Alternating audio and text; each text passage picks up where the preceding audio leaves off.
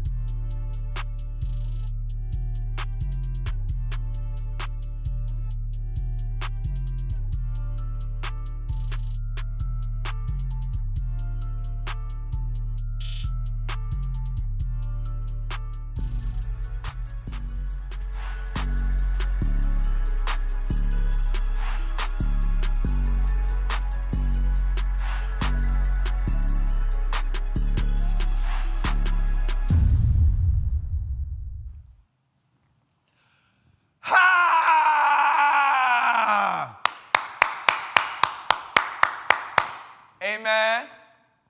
Hey, I just want to say, I want to take a minute, right? I just want to take a minute and just say, think big, bitch. Just want to start off like that. Want to start off like that. Right? Like, I'm gonna just keep it 100% right now, y'all. It's something that I always do. But man, I want you to think big tonight. Yeah. Yeah.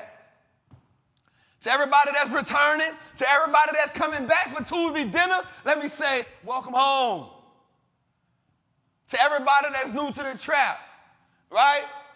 To everybody that's new to the trap, to somebody that's new, I want you to come sit at the table with the trappers. Come sit at the table with the trappers.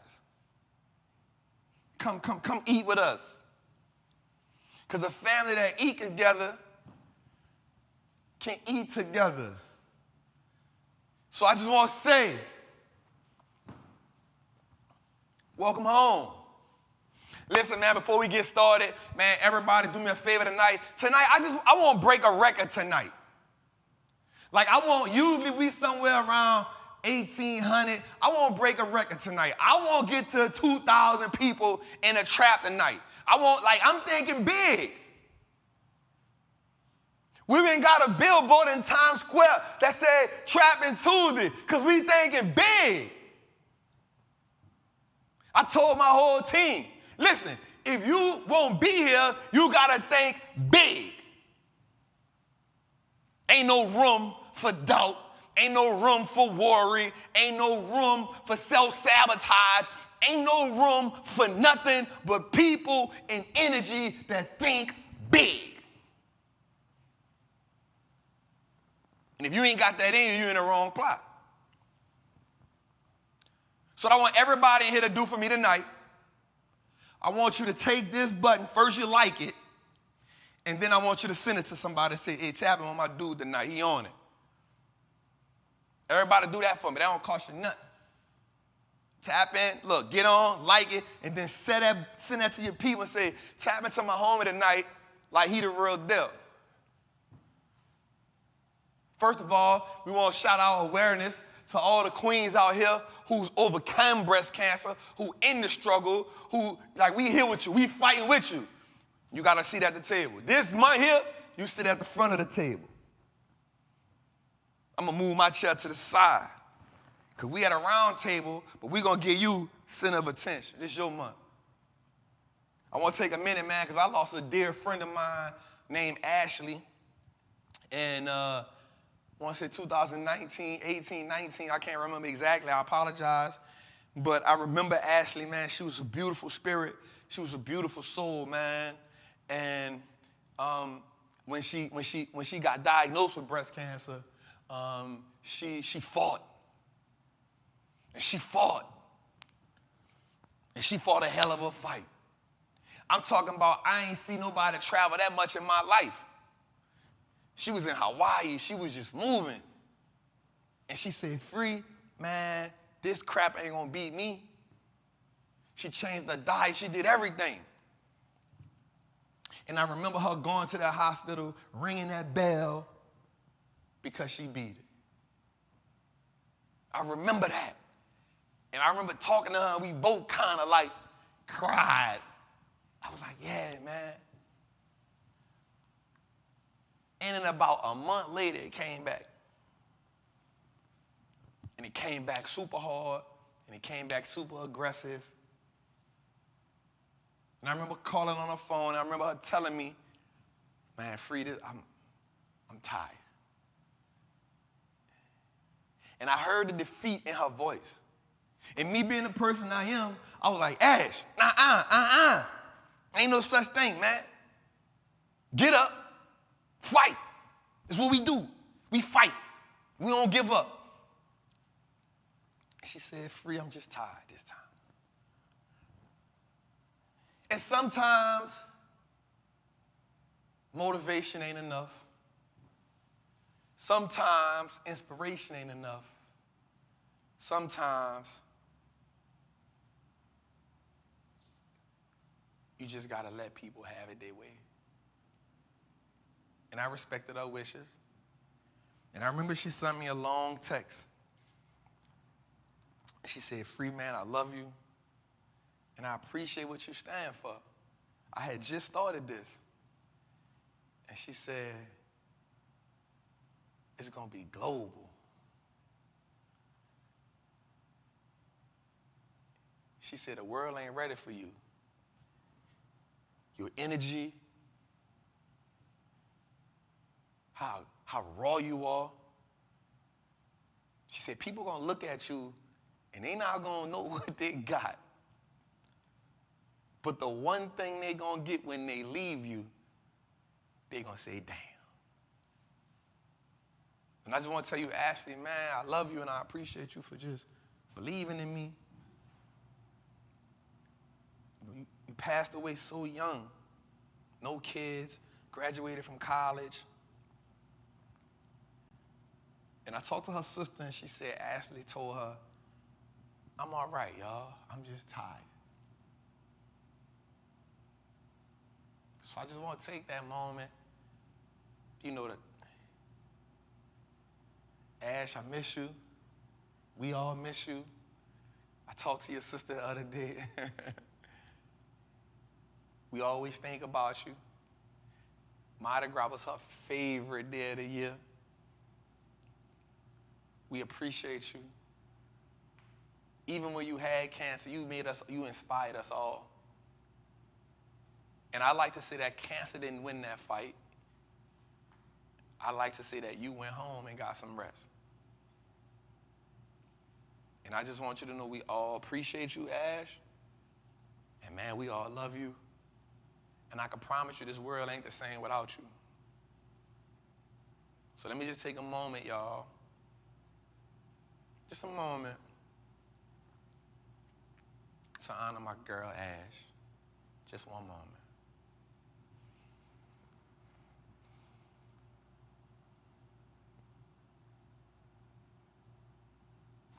All right, y'all. Check it, man. Hey, man, we got a beautiful, beautiful, beautiful episode this week, man. Do me a favor right quick, man. Like this, subscribe to the channel, man. Share this to your people, you feel me? And don't forget, every Thursday at 5 p.m. Eastern Time, we drop on every streaming platform there is. Check it out, man. Before I even get into this episode, I did something amazing when I was in New York. I had the privilege to rocking out with the legend, Joe Budden. Salute to him and his team for inviting us on, right? We need Joe to drop that whole 2-hour episode on the YouTube because we cooked in that goddamn thing. We cooked that thing like some lo mein. You know what I mean? We was in that thing like But before I get to it, I want to give y'all a snippet of it. Hey, roll that beautiful bean footage right quick, man. So, Trap, what is financial trauma, right? Make that make sense to me, Trap, because when I started saying it, people was like, what the hell is that shit? Right, so here's a form of financial trauma. If you're barely paying the bills, right? Christmas comes. You go spend a whole bunch of money on Christmas presents, and that puts you deeper in a hole, and you say some shit like, as long as my child can enjoy Christmas, I'm good. That's financial trauma, because you've now taught your children, right? You showed them, because children do not what we say, but they do replicate what they see us do. So I've taught my child, if I'm doing that, I've taught my child that it's okay to struggle and then spend a whole bunch of money on some shit that we don't need just so you can have fun in the moment. And then mama and daddy gotta struggle to pay that shit off. You feel me? We talking financial trauma. We just talking one phase of it, right? We talking every day you getting up and you've bought into the system that the only way you can make the most money is by trading the most time. Now you mentally, emotionally, and financially frustrated. Financial trauma. Woo! Listen, Linda. Listen.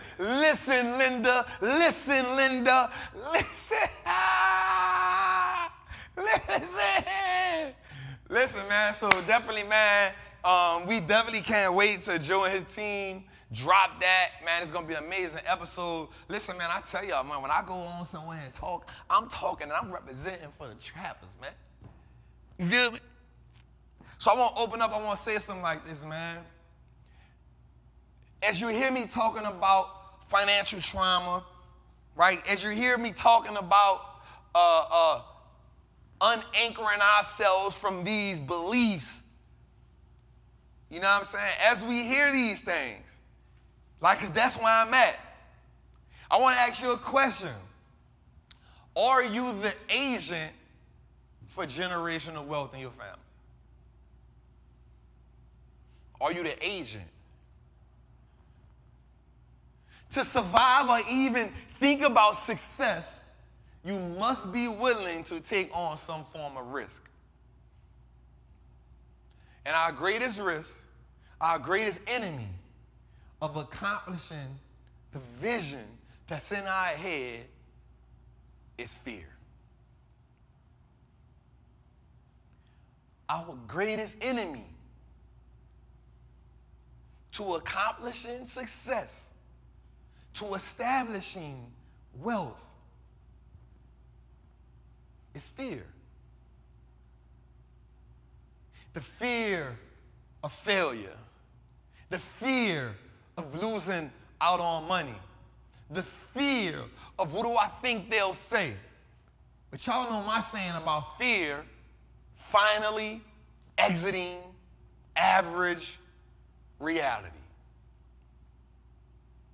Finally exiting average reality.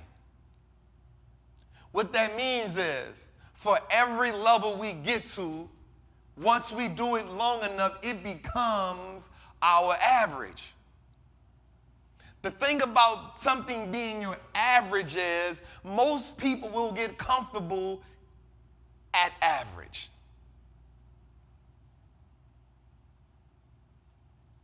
Most people will get comfortable at average.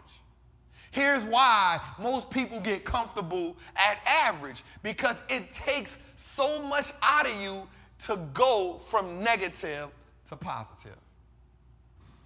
It takes so much out of you because you start from behind the 8 ball. It takes so much out of you because you're starting from lack. It takes so much out of you because you're starting from a deficit. So to get to break even, that takes everything that you had in the tank. And some people don't want to fill it back up. Because to fill it back up means I'm ready to go to the wall again. I'm ready to get on the road again.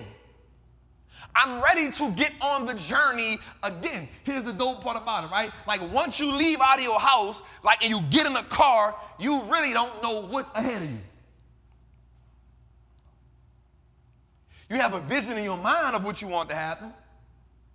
In your mind, you say, yo, I'm going to get out the car. I'm going to get in the car. I'm going to go to work. I'm going to get in the car. I'm going to go to the office. I'm going to get in the car. I'm going to go here. That is the mindset. You get in the car with the end in mind.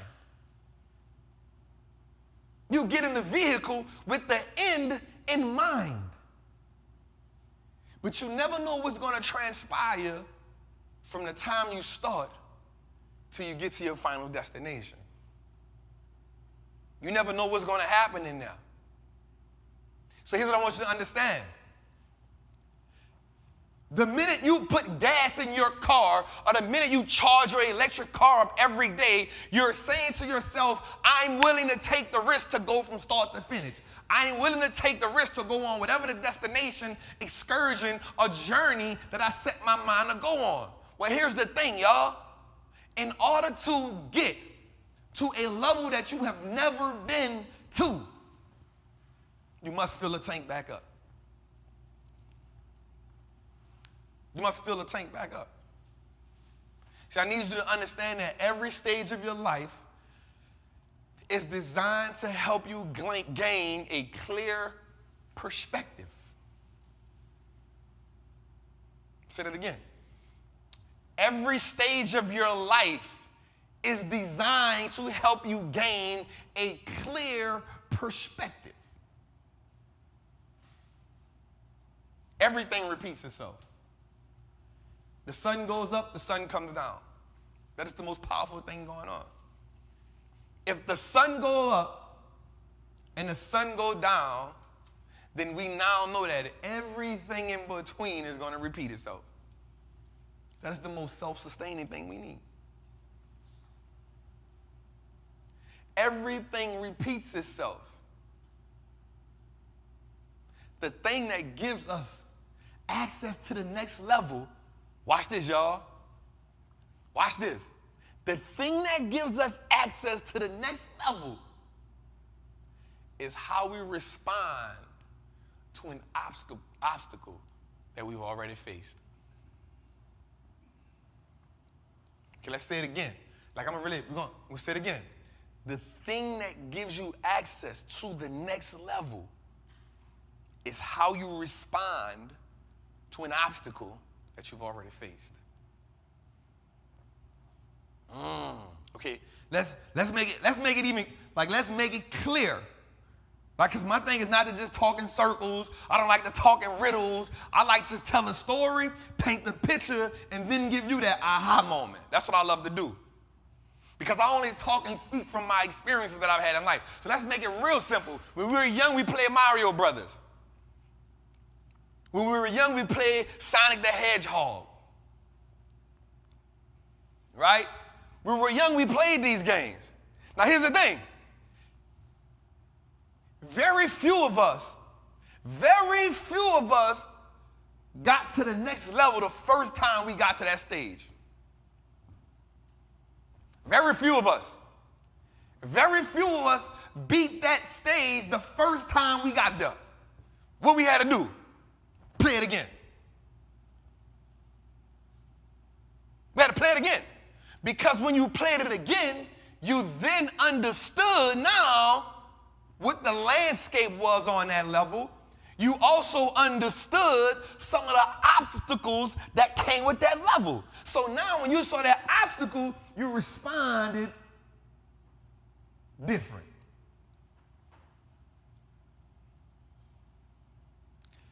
And when you responded different, it gave you access to the next level.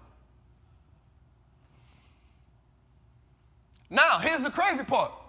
Some of us, it took us multiple times before we could beat that level.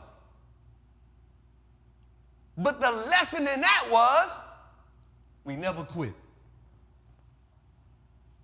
Jose, I don't even think they smelling that. I don't even think they realized how simple that was.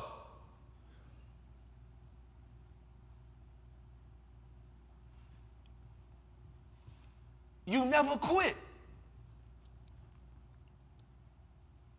And check this out. Some of us, we got so good, we got to the end, we beat King Cooper, we beat whoever that top tier person was, Mike Tyson punch out. we beat Gladys Joe, But we got the mic and he hit us, boom, boom, right? but when we beat Mike, what did we do? We played the game. Over again, we ran through it, we tested ourselves, and then we got mad because they didn't create another one fast enough for us.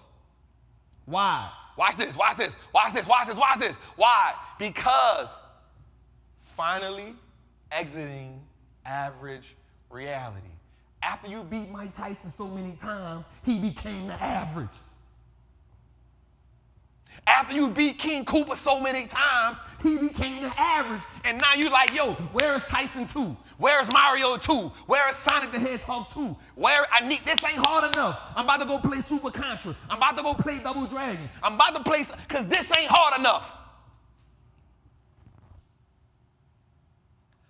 I'm telling you the same thing goes with life, y'all. Life is a game. It's full of obstacles. There's some Gifts on the way. There's some cheat codes along the way. Trappin' Tuesday is a cheat code. There's some cheat codes on the way. There's some help on the way that you can get. And even if you lose, when you start over, you get a little better the next time around. So let's start back from the beginning, y'all. Are you the agent for generational wealth? See, when you have a little money, those lessons make it easier for you to have a lot of money. Man, trap, eat, trap. Say that again. When you have a little money, that lesson, that hardship, your ability to stretch that little money, your ability to maneuver that little money makes it easier for you to handle a lot of money later on. If you can't handle a little money, you damn sure ain't gonna be able to handle a lot of money. Appreciate you, Queen, for the super chat. If you can't handle a little money, if you always got more months left than money, what we need you to do is we need you to reevaluate, one, the bills, how you spending money, and where do you need another stream of income coming at? Because if you can't handle a little money, You're going to run through a lot of money. if you can't handle a little money, You're going to run through a pandemic check. if you can't handle a little money, You're going to run through an income tax refund. if you can't handle a little money, You're going to run through an inheritance. that mess is deep and we just getting started. You're going to run through it. If you can't handle that, then we know what you're gonna do when you get Paid every 2 weeks. We know what you're gonna do when you get paid every week.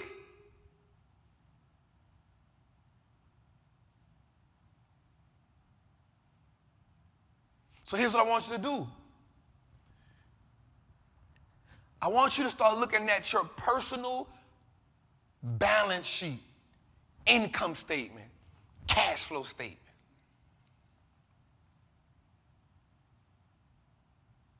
I want you to start looking at that.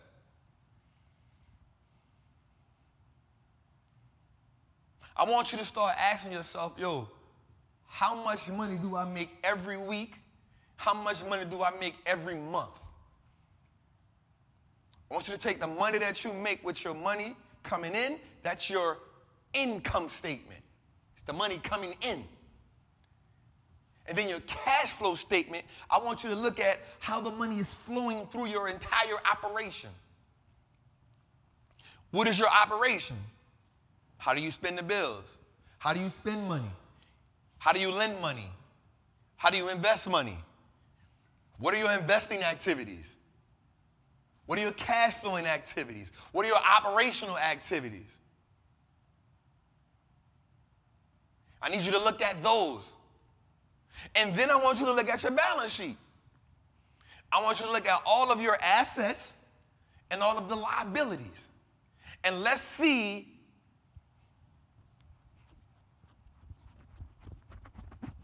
what that net profit is.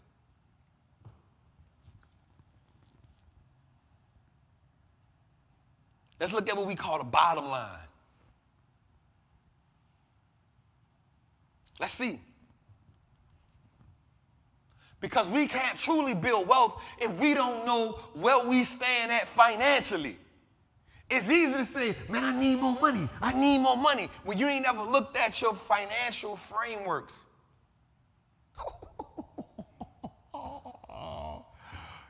You ain't even looked at your financial frameworks. All you keep saying is, I need more money. What you need more money for? You need more money to spend? You need more money to blow? Or you need more money to smoke weed? You need more money to drink alcohol. You need more money to buy clothes. You need more money to play FanDuel. You need more money to buy a Louis bag. You need more money because you keep spending all your money in Mac, Sephora.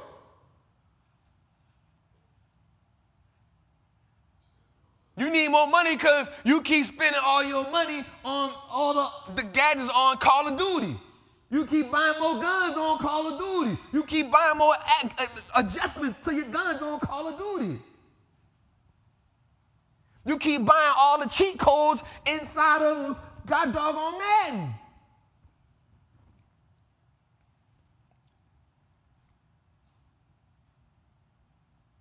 Or do you need more money because you invest in it?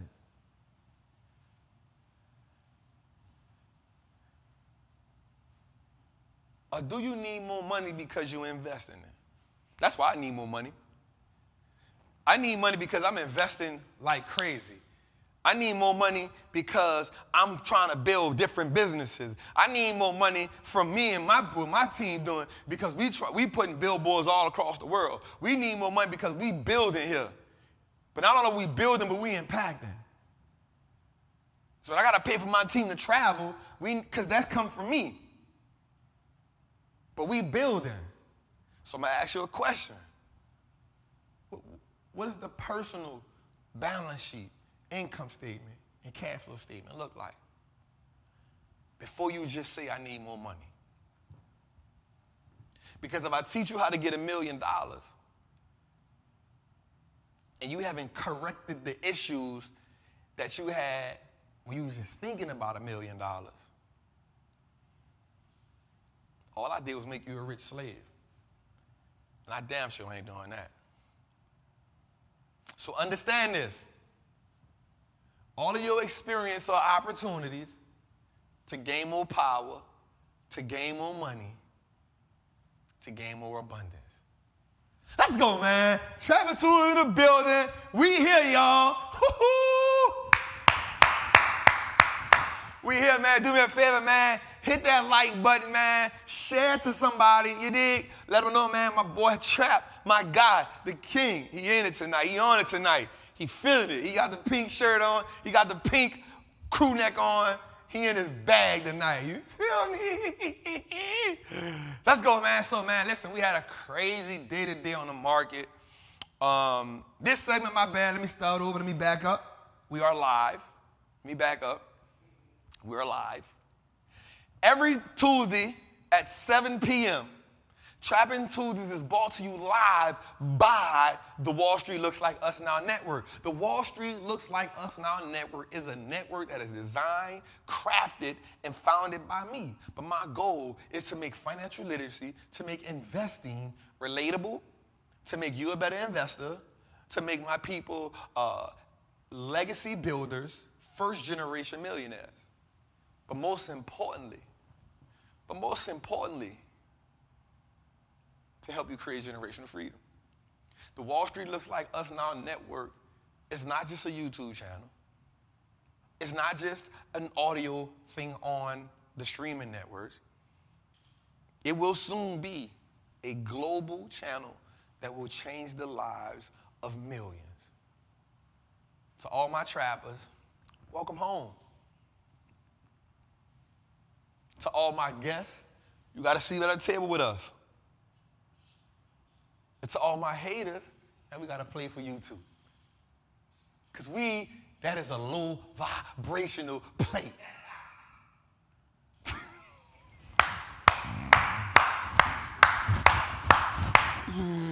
This is a high vibrational plate. That is a low vibrational plate. Hey, yo, we make financial literacy fun, man. We make investment literacy fun here. So welcome, man. So this segment is brought to you by Word on the Street. Man, y'all know me, man. Y'all know I love to keep it street. Why? Because, man, listen, we understand one thing for sure and two things for certain. That the street get the word before everybody else get it, man. So listen, man, today we had a hell of a day. The S&P 500, man, we had a late rally. Like, we had a late rally at the day, right? So the S&P 500 is down 0.65%. The S&P 500 is down 0.65%. And I got something to talk about that, too, a little later. The Dow Jones is up 0.12%, led by Amgen, Walmart, and Nike.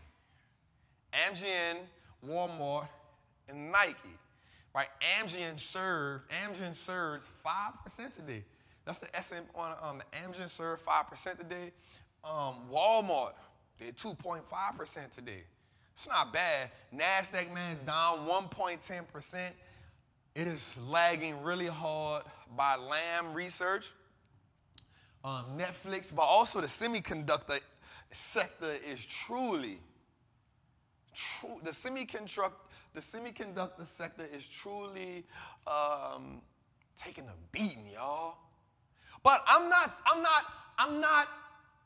am not,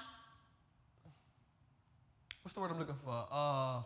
Discouraged in the semis. So one of the things I want us to understand too is that we are in a phase where high interest rates, so I'm going to talk about this later too, right? So high interest rates are the enemy of most technology stocks. Right? High interest rates and a strong dollar is the enemy of growth. Okay? Right? But here's what I want us to understand now. So y'all remember when I said this, I said, yo, listen, check this out. I said, I see the S&P going to 3,200. I said this. When I said that, the S&P was at 4,000. So for everybody, they looking at me like, what, Trap? For it to go to 3,200, Trap, it's going to wipe out everything for the last 2 years. I said, of course.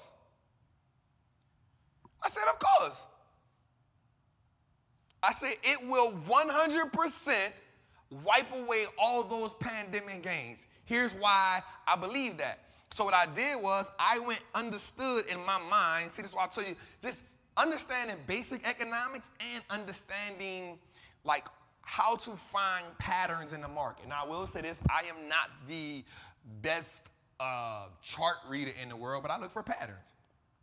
And I'm just looking for where I seen 3,200 would wipe out all of these last 2 years' gains.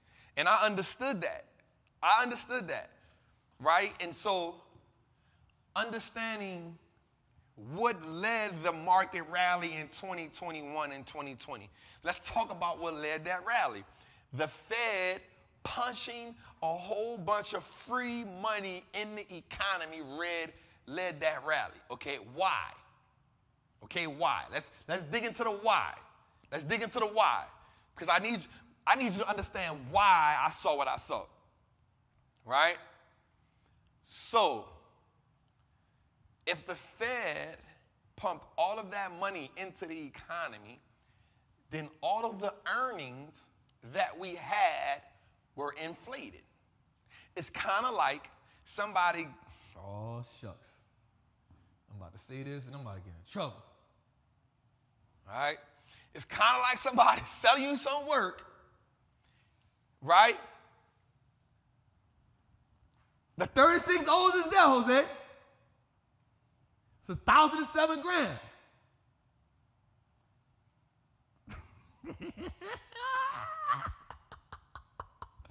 It's 1,007 grams. But 6 of them O's is procaine. 6 of them O's is procaine, Jose. 6 of them O's is procaine, Jose. So you know what happened, Jose, when you put it in a plastic bag? It melts. You know what happens when you put it in your mouth under your tongue? It melts. And then you get sick. And the worst thing to get sick from is bad dope.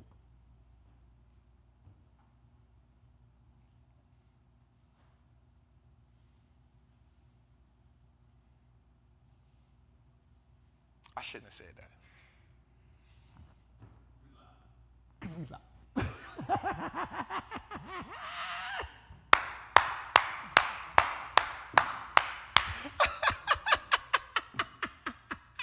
Listen, all right, listen, it is what it is. Y'all know, like sometimes that stuff just jumps in my head, man. And it is what it is, right? But what I'm essentially saying is this, yo. Here's what I'm essentially saying.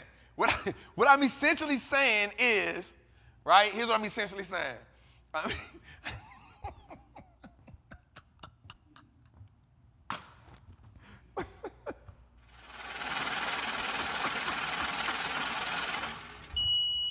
Right?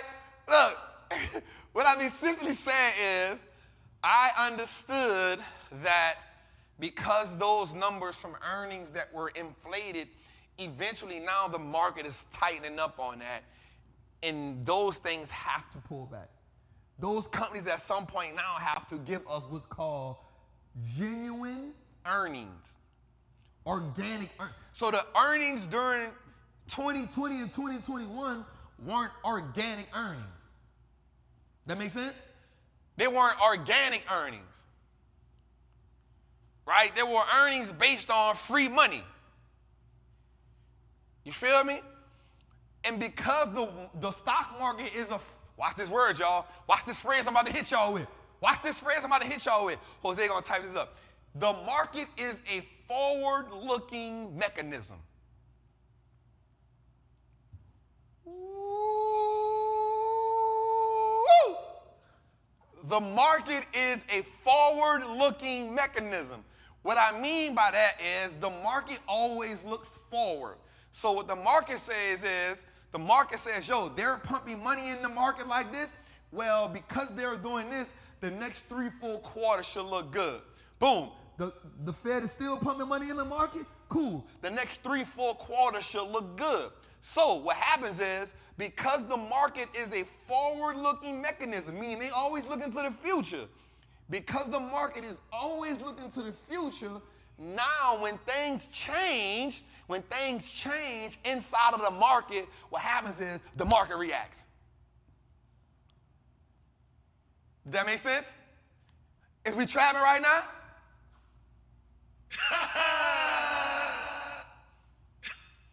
Huh? Is we trapping right now? Okay, so the market is what's called a forward-looking mechanism, right? Right? So let's run through that. Because the market is a forward-looking mechanism, what the market does is it looks at what's going on today and prices that in the future. Ooh, man, nobody can't talk this like me, bro. Say, they better stop playing with me. Jose, I need that button. Stop playing with me. I need that on my buttons, right? See what the market does. The market looks at what's happening now and it prices it in for the next 2 quarters at least, right? It prices it in. Now, when something happens right now and it interrupts that pattern, when it interrupts that pattern, the market doesn't look forward in that moment. The market reacts in pessimism. So here's 2 things I want you to understand. The market looks forward with optimism, but it reacts in the moment in pessimism. Gee, we cooking? All right, we're going to run it again. We're going to run it again. We're going to run it again. We're going to run it again. The market looks forward. So because the market is a forward-looking mechanism, I'm saying it again because I want people to catch it, right? When I repeat something, that means I want you to catch it, right? The market is a forward-looking mechanism, meaning whatever is happening now, if it's good, it's going to price it in to the future, right? It's going to price it into the future, right?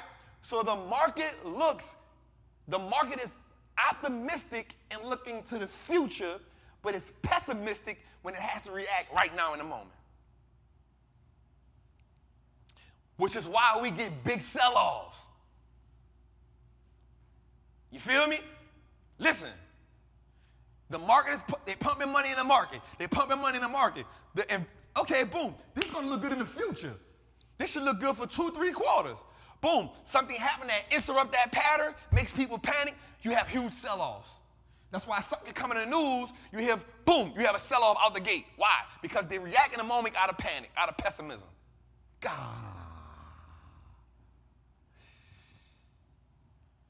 Shout out to 1,000 people in the trap, man. Shout out to 1,000 people in the trap.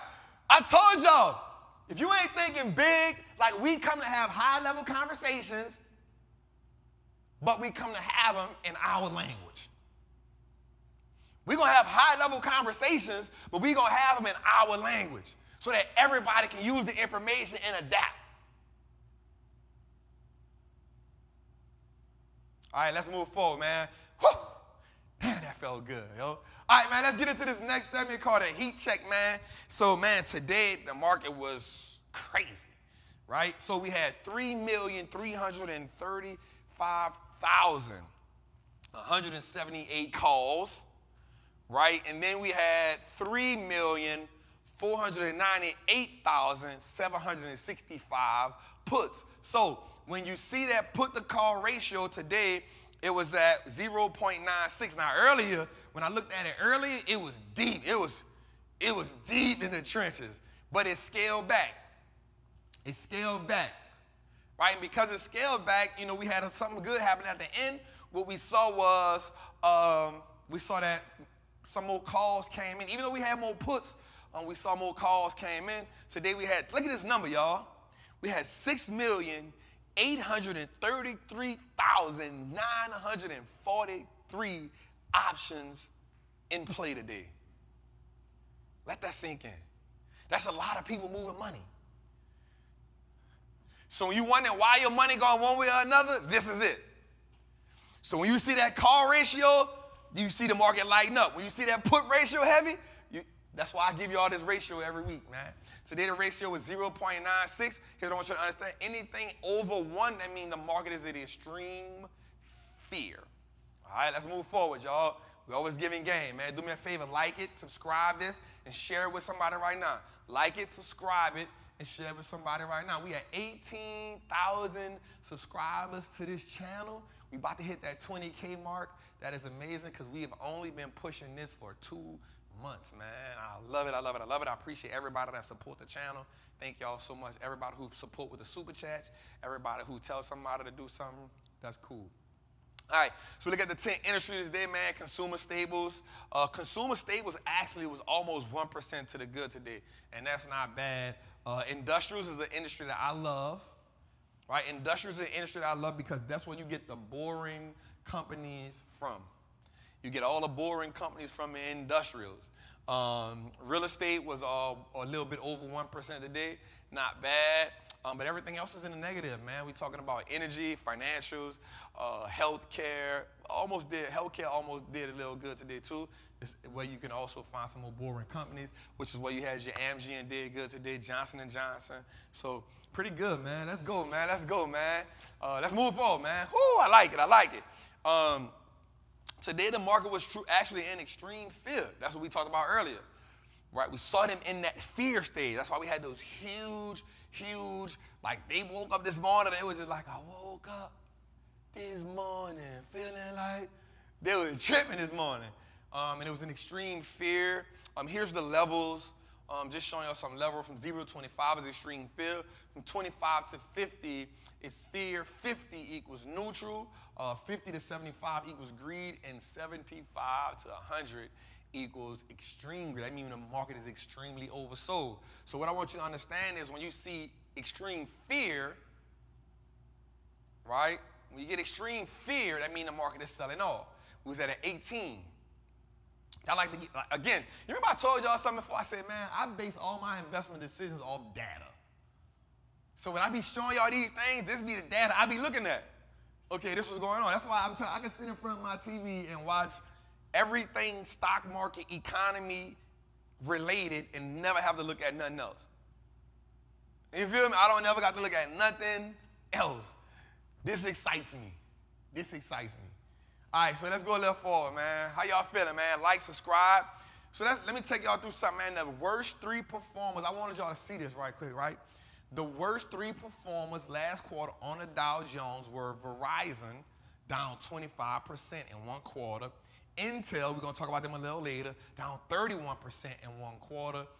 And Nike, down 8% in one quarter. These were the worst three performers on the Dow last quarter as we enter Q4, man. Right, but here's the best three performers on the Dow, right? The best three performers last quarter was Apple, up 1.18%. Walmart, right? Wally World, Wally World,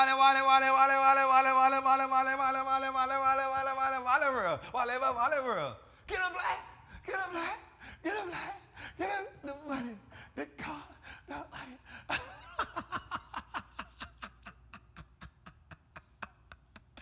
Right? So Wally World, man, Walmart was up 6.7%. Home Depot up 0.06%. And what I like to say about Walmart is resilient, man. Like, you can say what you want about Walmart, man, but they're resilient. They just know how to not be, like, they're going to always put themselves in position, right? Like, you not going to play with them.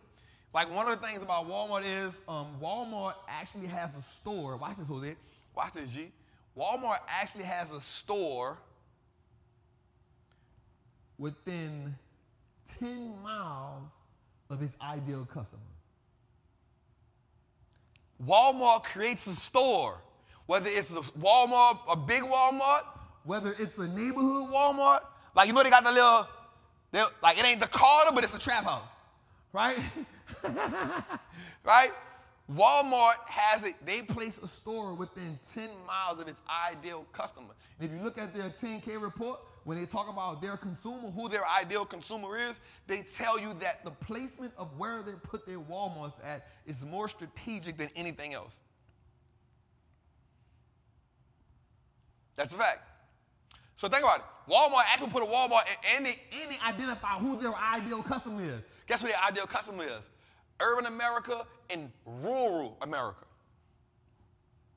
So they put them in the hood, they put them on the outskirts. You feel me? They put them in the hood, and then they put them on the outskirts. But never in the middle, you know what I'm saying?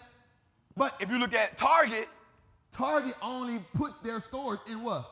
Prime, middle class. So Target's Watch this. So now I'm about to go a little deep with y'all. Target's demographic is, now watch, I'm not saying this,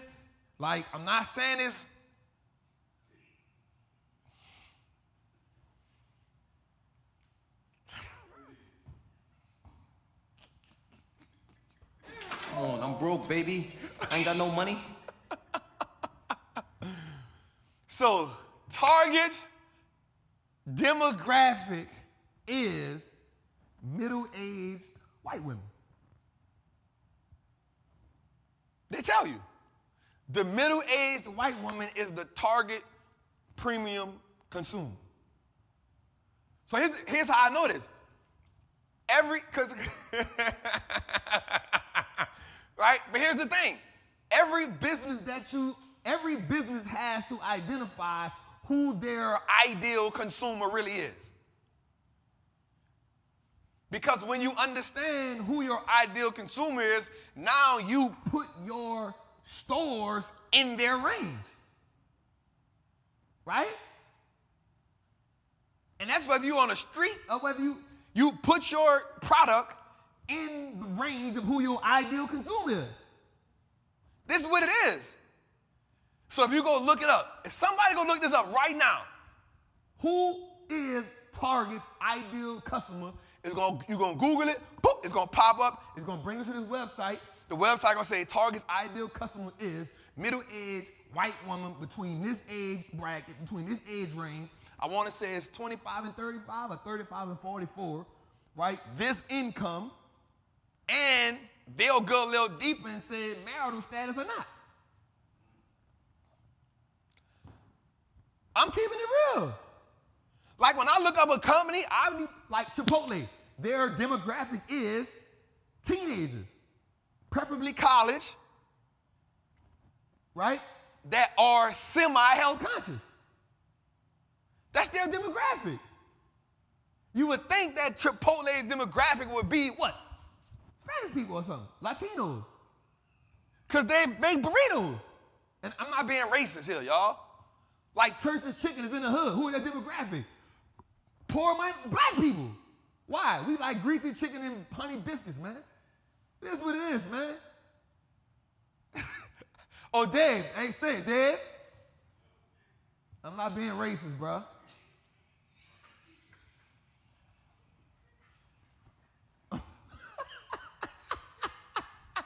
Hey, we trapping, man. You feel me? We trapping. We live. You feel me? You feel me? I'm just keeping it real. You would think Chipotle, you feel what I'm saying? Like, I'm gonna leave that alone. It's making me sound bad the more I say this shit. Yeah.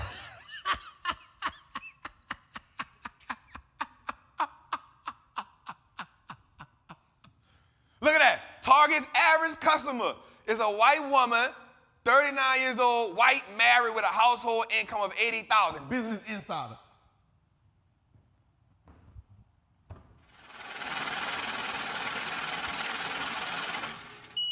Can y'all give me my due? Can y'all give me my due? Can I get my...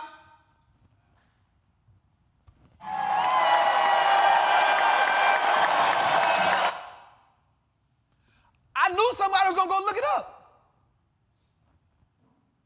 Can I get my due? Yo, like, I really love this. I'm glad somebody looked it up and put it. Like, I really love this game. But I don't want people to think I'm tripping. But when I look up companies, I look up, like, who's there. That's why when I did the Trappin method, the Trappin method was about you understand. That's what we did in the Trappin method. In that Trappin method course, it was about breaking down, like, understanding, is the company living up to what it knows its strong points are? Like, if it would make no sense for Target to be in the hood. Statistically, they out their people price range.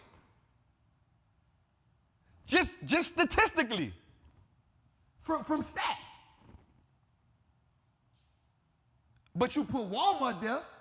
Walmart don't never say that I got the best quality. It said I'm a low price leader. It don't never say you're going to come here and get the best of anything. It says you're going to get the best price. Now, when you put the clothes on, you wash them, it's over. Take 2 steps in it, it's going to tell. You run in the shoes, it's all going to come off. It's just a fact. All right, man, let me move, because they think I'm tripping right now, man. Let's go. Next segment, man. Listen, y'all. So, man, we have now entered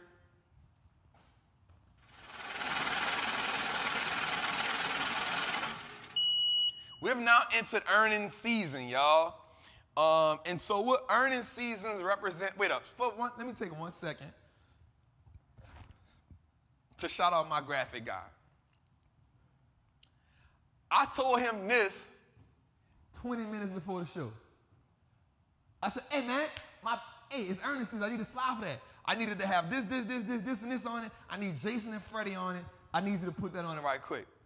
30 minutes. 30 minutes, he give me that. So shout out my guy, man. I've been rocking with that dude for 10 years right now, man. Shout out to my guy, man. Well, I ain't gonna say his name because I don't need none of y'all trying to find him, you hear me? So chill. Right? I got him under strict lock and key, you hear me? So listen, it is earnings season, y'all. So what that means is, it means that every company that is on the stock market has to tell us what they have done these past 90 days, what they're looking forward to moving forward, right? And they have to give us the reason why they did or did not make earnings, right? So earnings are definitely going to be really, really, really scary this quarter. So here's my prediction. My prediction is that a lot of companies will lower their earnings.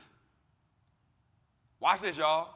See, I like to say stuff so that people can, like, write it down, and then I know they be tweaking to say, you was wrong, Trap. know they be tweaking to say, you was wrong. But here's what I want you to understand. A lot of companies will lower their guidance. And because they're going to lower their guidance, watch this. They're going to lower guidance, and this time around when they lower guidance, the market might not reward them. Here's why. Remember earlier I talked about inflated earnings. Right? We talked about inflated earnings. Now, over the last couple quarters, what's been happening was because companies were lowering guidance and the market was still rewarding those companies for hitting those lower guidance, right? The market was rewarding companies for lowering guidance and hitting it. Now, normally the market never does that. In a proper cycle, the market will not reward a company that lowers guidance, right? The market will not reward a company that lowers guidance, right? So, guidance means that a company is saying, hey, remember I told you, the market is a what? What is the market? A forward-looking mechanism, right? So every quarter, the company has to say, hey, this is what we did this quarter. This is what we were going to do next quarter based on what we did this quarter. Based on the numbers that we see here, here's our estimation that we were going to do next quarter. So for the next 90 days, we're going to do this. That makes sense to everybody? Listen, I think I'm a pretty good teacher, man. But you're going to teach like this if you Love this game. You know what I'm saying? You're going to teach like this if you love the game, right? So here's what the market's going to do. Now, we talked about that, and the reason why I told you that. So the market is a forward-looking mechanism. So even companies and their owners, they have to say, this is what we did this quarter, whether good or bad. Whether good or bad, this is what we did this quarter. Based on these estimates, here's what I think we're capable of doing next quarter. Does that make sense? All right, there we go. Right? Now,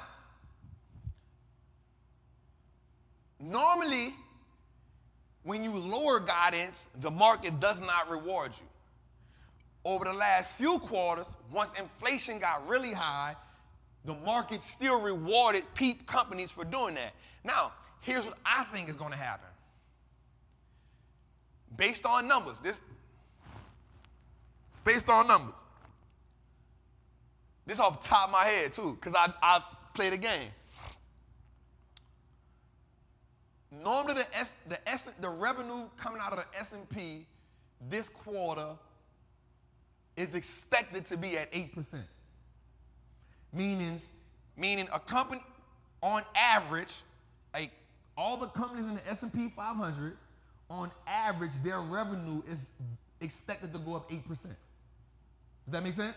On average, right? So remember, the market is based on stats and data, right? The market is based on stats and data, right? That's how they can tell things.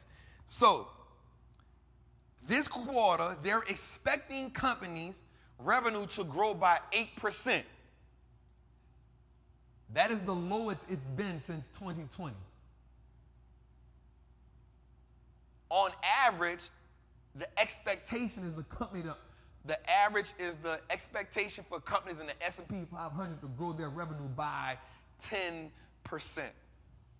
My team tripping, they like, yo, he doing it on top of his head right now. My team like, yo, he doing it on top of his head right now. That's fact.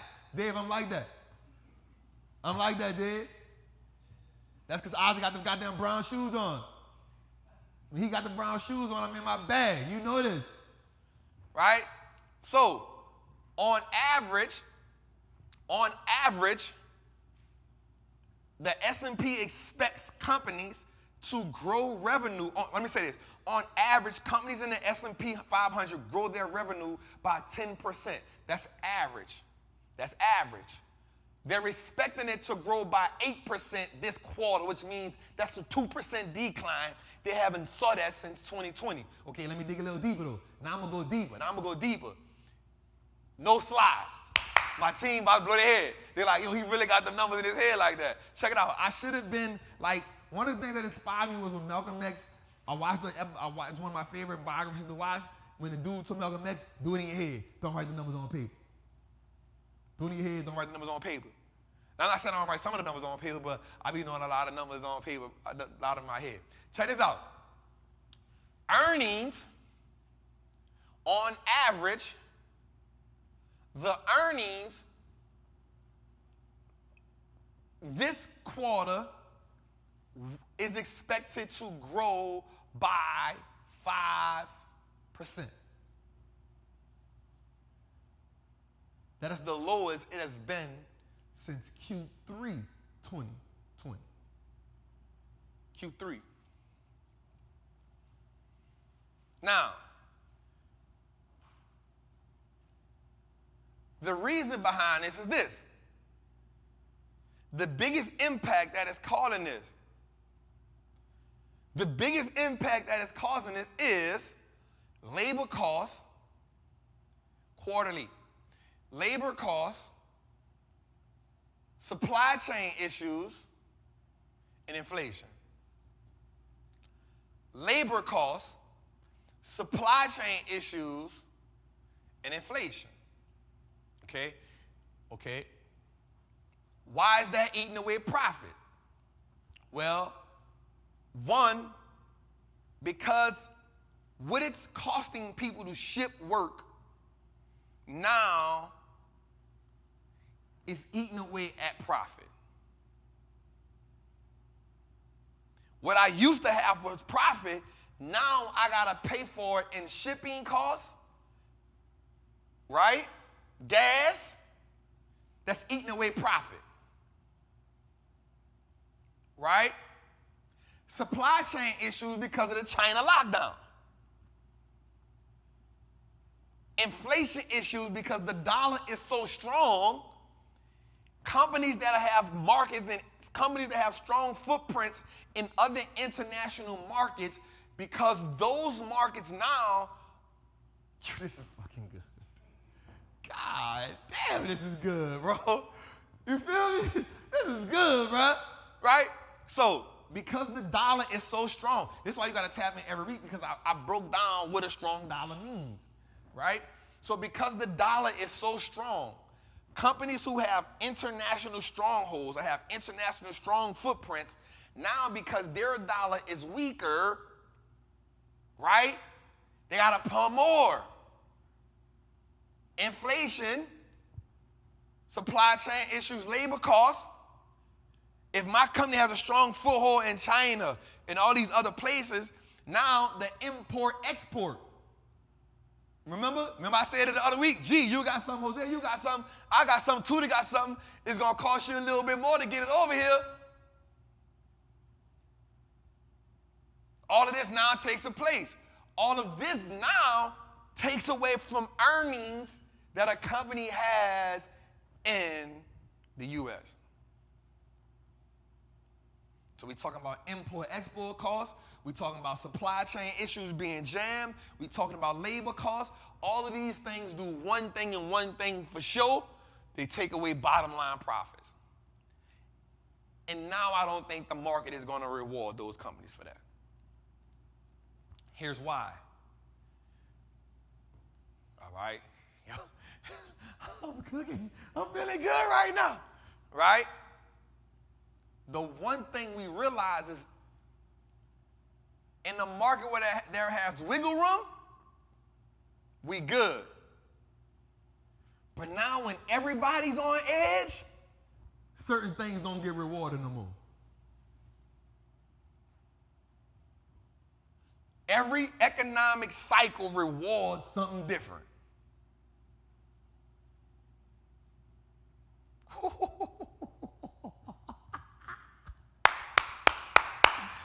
Every economic cycle rewards something different. All right, so let's talk about the economic cycles right quick. All right, let's talk about the economic cycles right quick. So first you got what's called expansion. So that's the growth phase. Growth phase, expansion. That's when the economy is growing.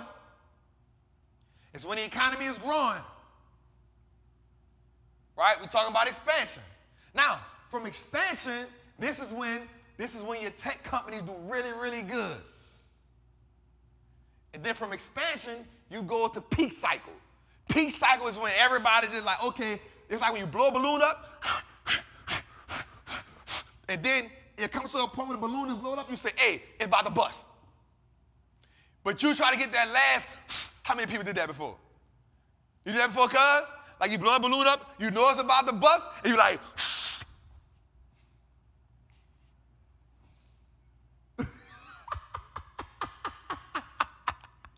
right?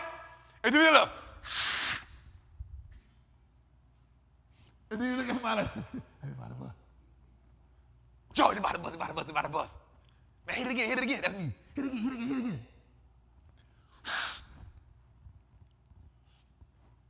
Hit it again. So you know about to bust, so you don't give it the full, do that.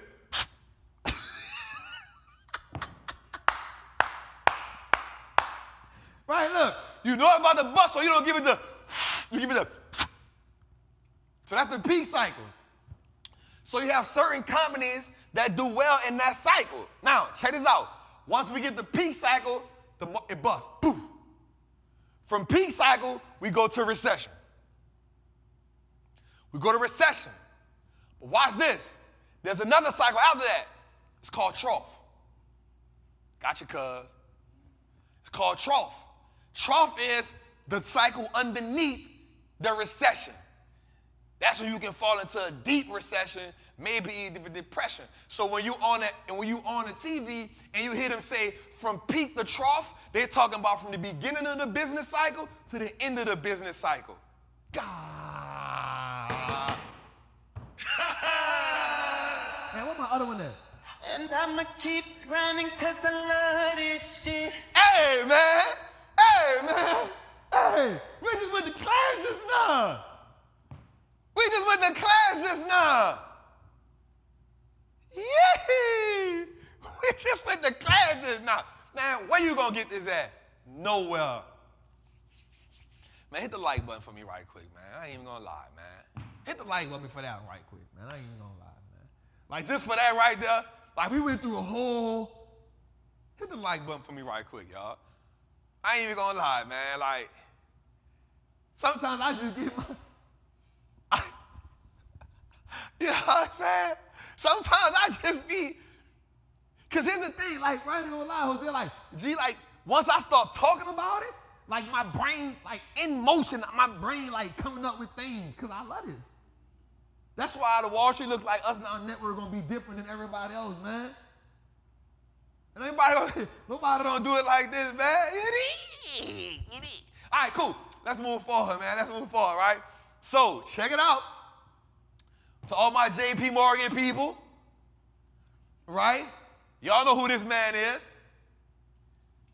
Right? It's Mr. Jamie Dimon. Right? You know what I'm saying? It's Mr. Jamie Dimon. Right? So Jamie Dimon, if you don't know who Jamie Dimon is, man, Jamie Dimon is the head of J.P. Morgan Chase. Right? He is the head of that thing. He is the big dog. He be.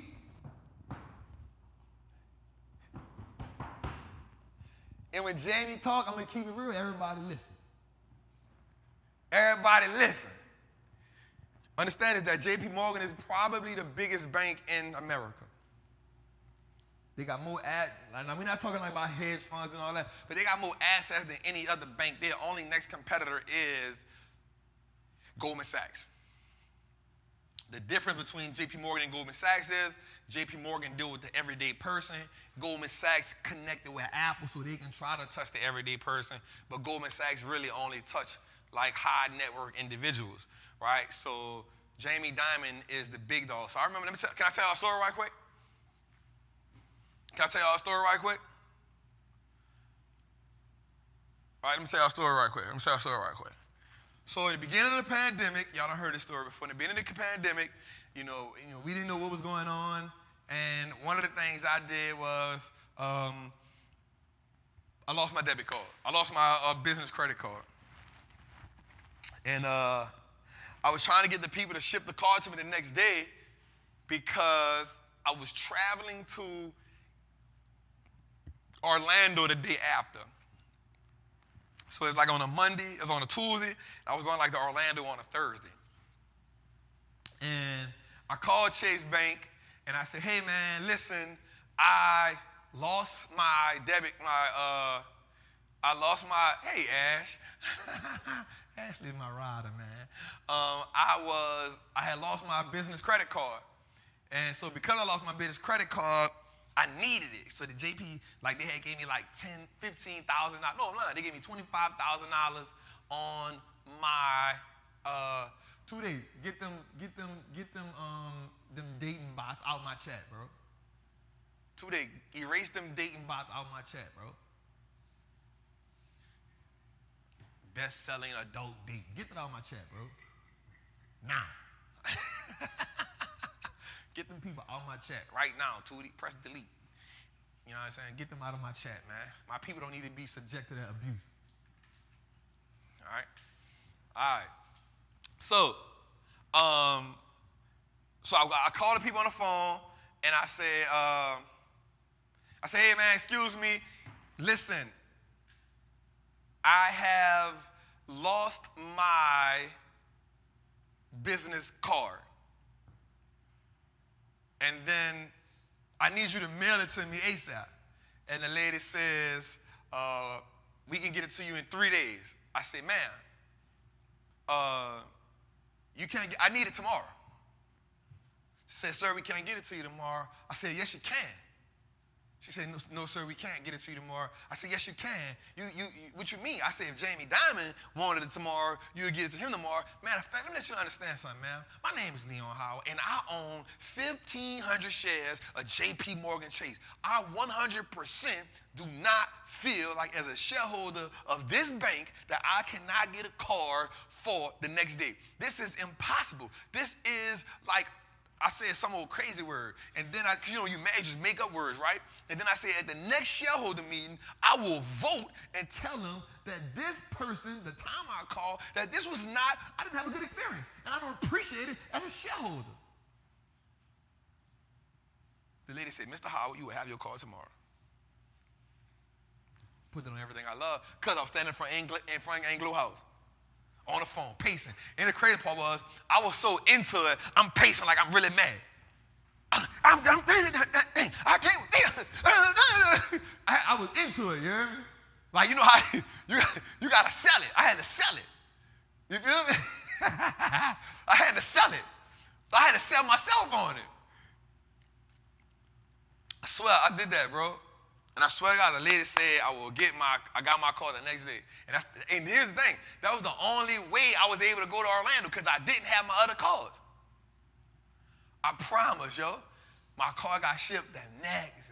Yo, I was like, oh, that's crazy. They really respect the shareholder. I done told that story 10 times, bro. I done told that story 10 times. I couldn't believe it. I said, oh, that's crazy. Anyway, though, so Jamie Timon, man, I had to sell myself on it, right? And at the time, I didn't even have, I'm going to keep it real with you, I do not have 1,500 shares of JP Morgan Chase. Let me put that out there first. At the time, I probably only had about 25, right?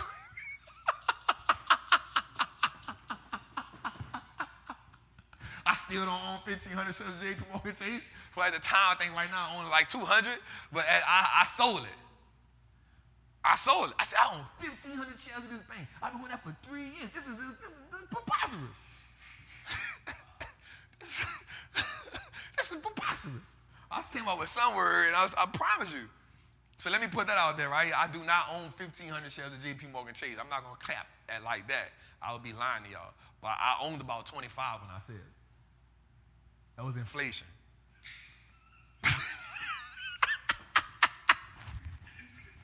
That was inflation. We went with it. All she could do is say no. All she could do is say, I can't help you. I'm gonna double down on it. Call your manager. I need to talk to the manager. I'm gonna double down on it. But it went through, man. Anyway, let's move forward, man. I always got a story for something, man. Now go back. So, so Jamie Dimon, it might don't work no more. Okay, let me tell you another story right quick, right? This one might get me indicted. No, it ain't. All right, so let me tell y'all something I did. I can tell this story. It's not going to get me indicted in a bad way. I mean, it can't prove it, but I mean, here's what happened. The reason why I'm about to say this is because I just said that at the time, they might change the rule. So here's what I did one day. I was fighting my charge. And I went to court, and the judge said I was fighting a weed charge. At the time, I had 2 weed charges. I was fighting the charge when they kicked my door in, and I was fighting the charge when me and my home was in a car. So me and my home was in a car together, and the police pulled us over. I had just sold him a QP, right? The police pulled us over, but he was a 3-time felon when the police pulled us over. So me just being a real one, like, that's why the streets be putting you in some bad situations sometimes. Streets put you in a bad situation being a real one, right? I knew I had been to jail for attempt murder on robbery, but I had never been to jail for a drug charge. So I already knew that if I caught a drug charge alone, I would only get probation. All my people in the street know how this goes, right? Now, because I went to prison for attempt murder on robbery, this is a marijuana charge. Yes, it's going to be a second strike, but it's only going to be a drug charge, right? So as I'm going to court, the lady said, listen, Mr. Howard, I bond out, so I'm going to court, and I had to take a piss test, right? But my silly ass, I with my homies the night before, we smoking. This 2013, yeah, I'm still smoking, right? I'm smoked out. I used to sell weed, of course I smoke weed, right? So I go to court, and I'm thinking I'm about to just go in and come out. So I go in, they reset the date for me to come to court. She said, Mr. Howard, you got to take a piss test. She said, you got to take a urine test. And I said, damn. And so I look at my lawyer. He said, you clean? I said, hell no, I ain't clean. Fuck. I ain't clean at all. I said, she wasn't supposed to do that. He said, yo, you're fighting a drug charge. I said, all right, bet. But here's what I knew. I knew that I didn't have to take the piss test right then and there. As long as I took it before 3 o'clock, I was good. Because they're not going to watch me go to the thing. I just knew I had to take it before 3 o'clock. I was on the 9 o'clock court session, you heard me? So look, I leave out the courtroom. I go home. I leave out the courthouse. I go home. Bro, I should not tell this story. I'm going to tell it anyway. Shit, I'm here. Fuck it is. I'm here. You heard this almost 10 years ago. It is what it is.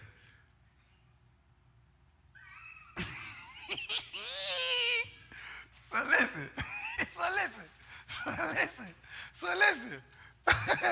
listen. Listen, Linda, listen. Right? So listen. Twin said he gonna shut me down. Oh, no, they gonna have no job no more. All right, so listen, this is what I do. So I said, all right, shit. So I go home, boom. So they have this spot. I'm not gonna say no names. I go to the spot and I take the flush. Boom. Right? I take the flush. So the flush is horrible though. It's nasty, and you gotta drink too much stuff. Like I didn't know you gotta drink this much stuff. Like you gotta drink the stuff.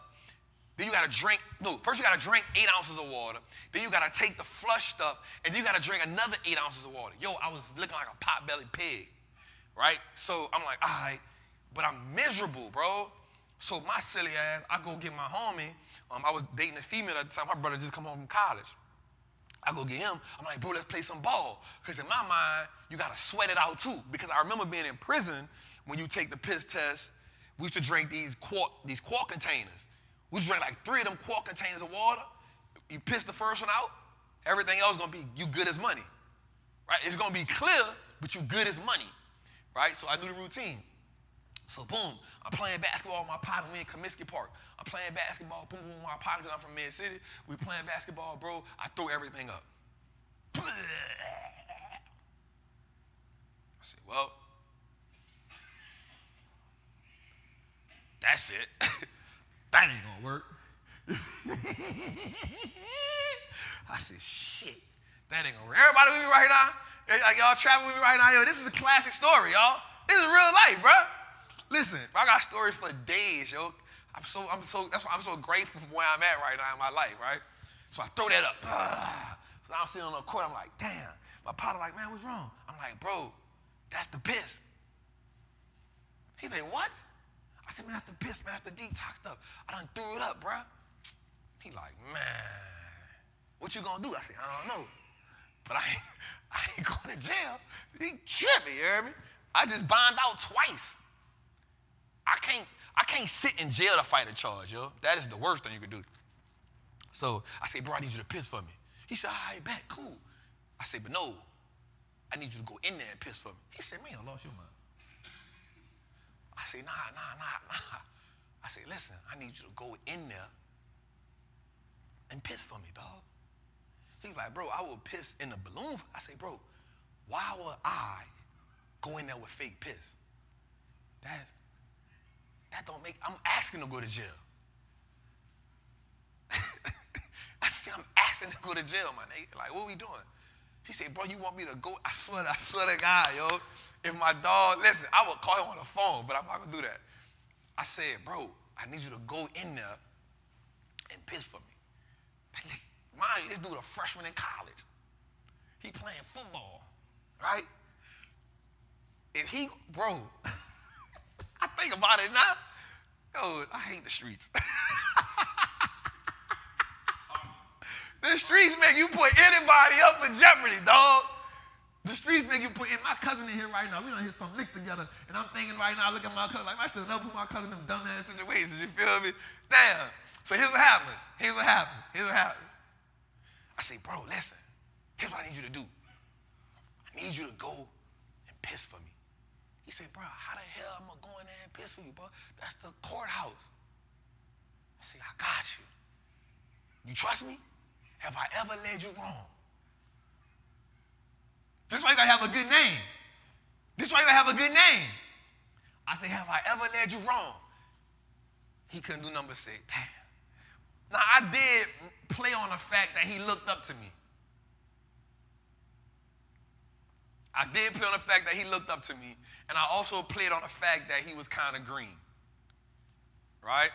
So, we go to the court. I said, listen, that's what I need you to do. I said, you clean, right? He said, yeah. I said, you ain't got no steroids, no nothing. You got to be clean. He said, no, man, I'm good. I said, all right, cool. What we going to do? I said, we going to act like you're me. He said, how the fuck? I said, listen, the lady don't know if you me or not. All she know is the name. So all I need you to do is go in there. I said, but we going to act like you got to hurry up and go to work. I'm going to act like you pissed me off. Because you calling me, you making me late for work. I got to bring you to work. This is a bad situation. So I'm going to go in there pissed off. He like, bro, that shit ain't going to work. I said, man, just trust me. So all I need you to do is trust me. He said, all right, cool. Where my phone at? Get my phone. The black. I said, trust me. He said, all right, bro, I'm going to trust you. So we go in there. Get the black. That's it? Give me. I said, Watch this. Let me see. all right. Let's see. I said, you trust me? I'm going to show y'all something. Let me show y'all something. Let me show y'all something. Before I tell a story, I want y'all to, this is real live action right here, y'all. This is real live action right here, y'all. Check me out. This is real live action right here. You ain't never get this nowhere else. Real live action right here. I'm sorry, but Damn, Sosa might be at work. I'm just saying Sosa so y'all don't know who I'm talking about. So I don't put nobody in trouble. Hold on. This is real live action right here, y'all. You get this nowhere else.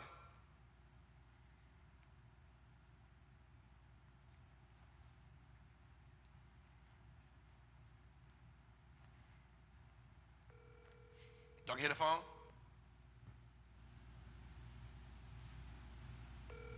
Nah, man, we over, man.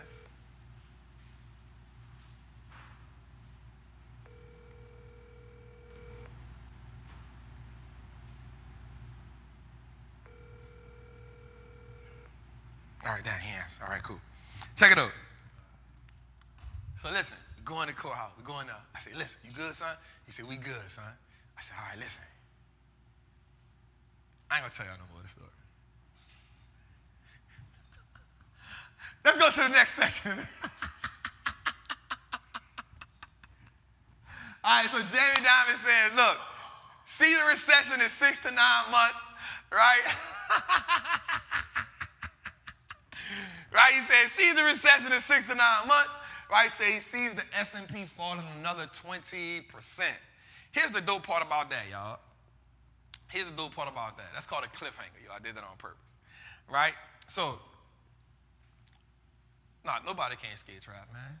Listen, man, I would never indict myself. Never. All right, so listen. The S&P falling 20%, right? The S&P falling 20%. Here's the thing about the S&P falling 20%. That'll now bring us back to the 32. That'll now bring us back down to 32.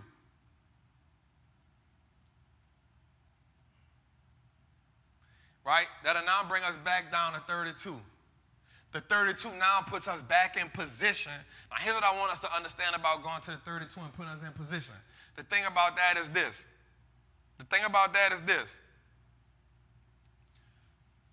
We will now wipe away all the gains we've made from 2020.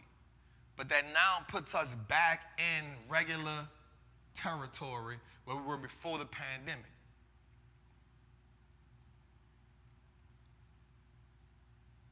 Puts us before the pandemic.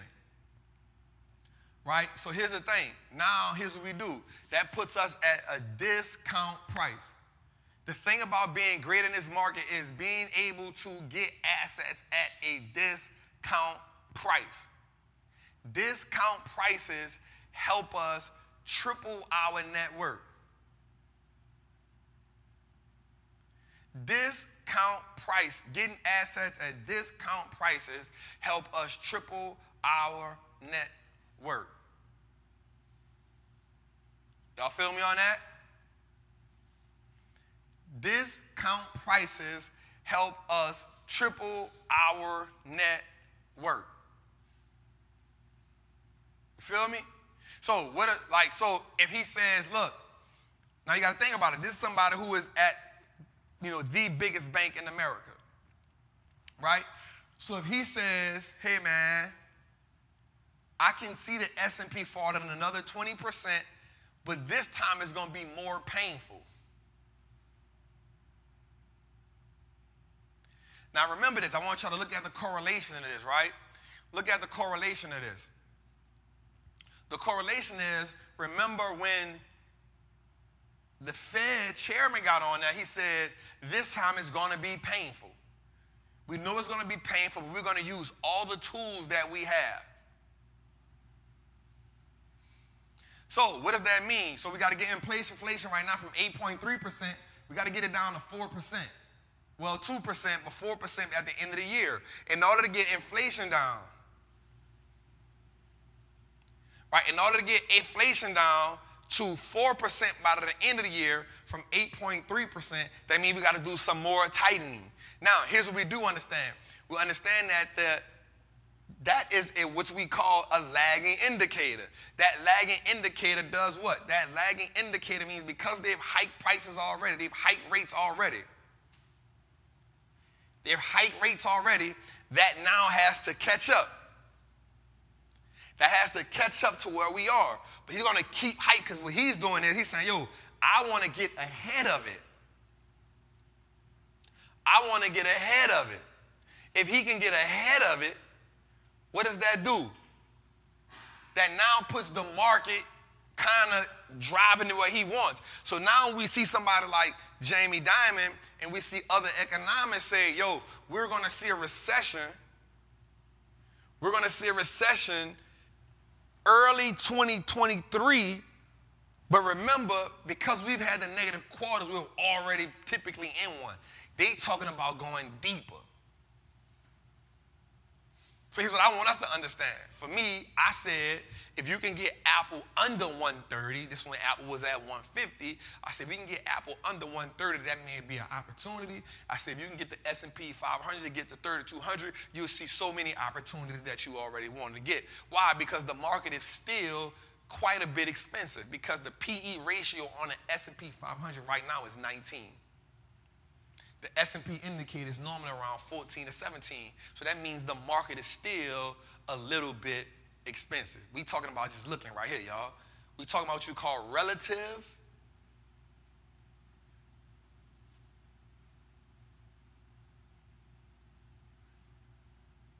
right? So I want us to look at that. We're looking at where the S&P at right now, which is about 19, PE ratio about 19, price to earnings, meaning you're going to pay $19 for $1 of a company's earnings. That's what PE tell us. That's what PE tell us. Right? So Apple's at 150. I say, yo, if the market can get to 3,200, you probably can get Apple under 130. This put Apple at a sale price, anywhere under 130.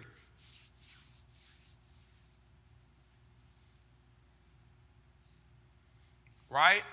So we're just understanding where the market is right now, where the market is going. So if we see pain, if we see them using the words like pain, if we see the market on a decline, remember, Apple makes up 7% of what?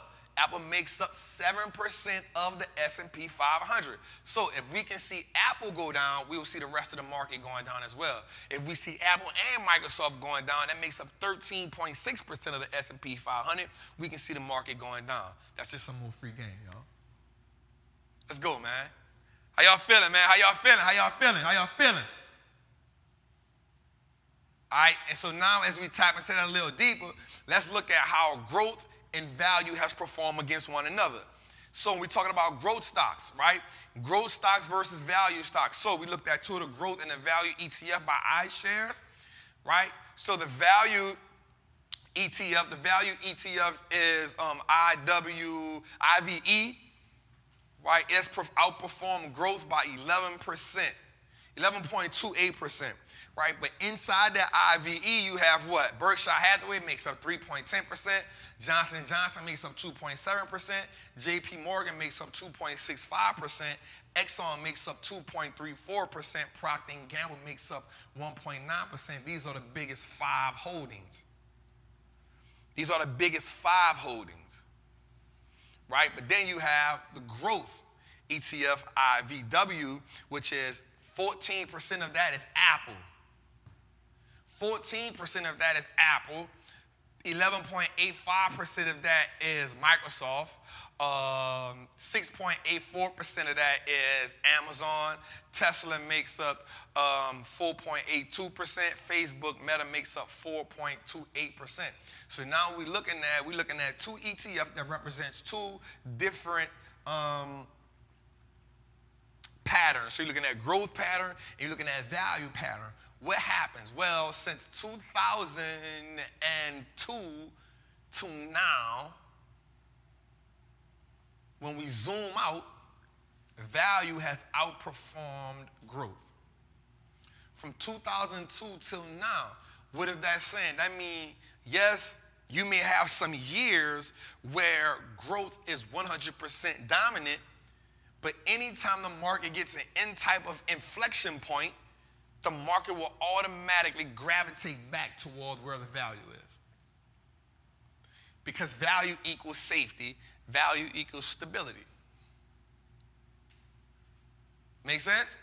So I'm not saying to get either one of these, but these are 2 ways where you can look at how growth has outperformed value or how value has outperformed growth. Because when you're looking at CNBC and these other things, they're always, hey, well, the market is in the growth, the market is in value, we're going from growth to value, now's the time to be in that. What you need to do is find what works for you, but understand that over a 20-year time period, value has outperformed growth.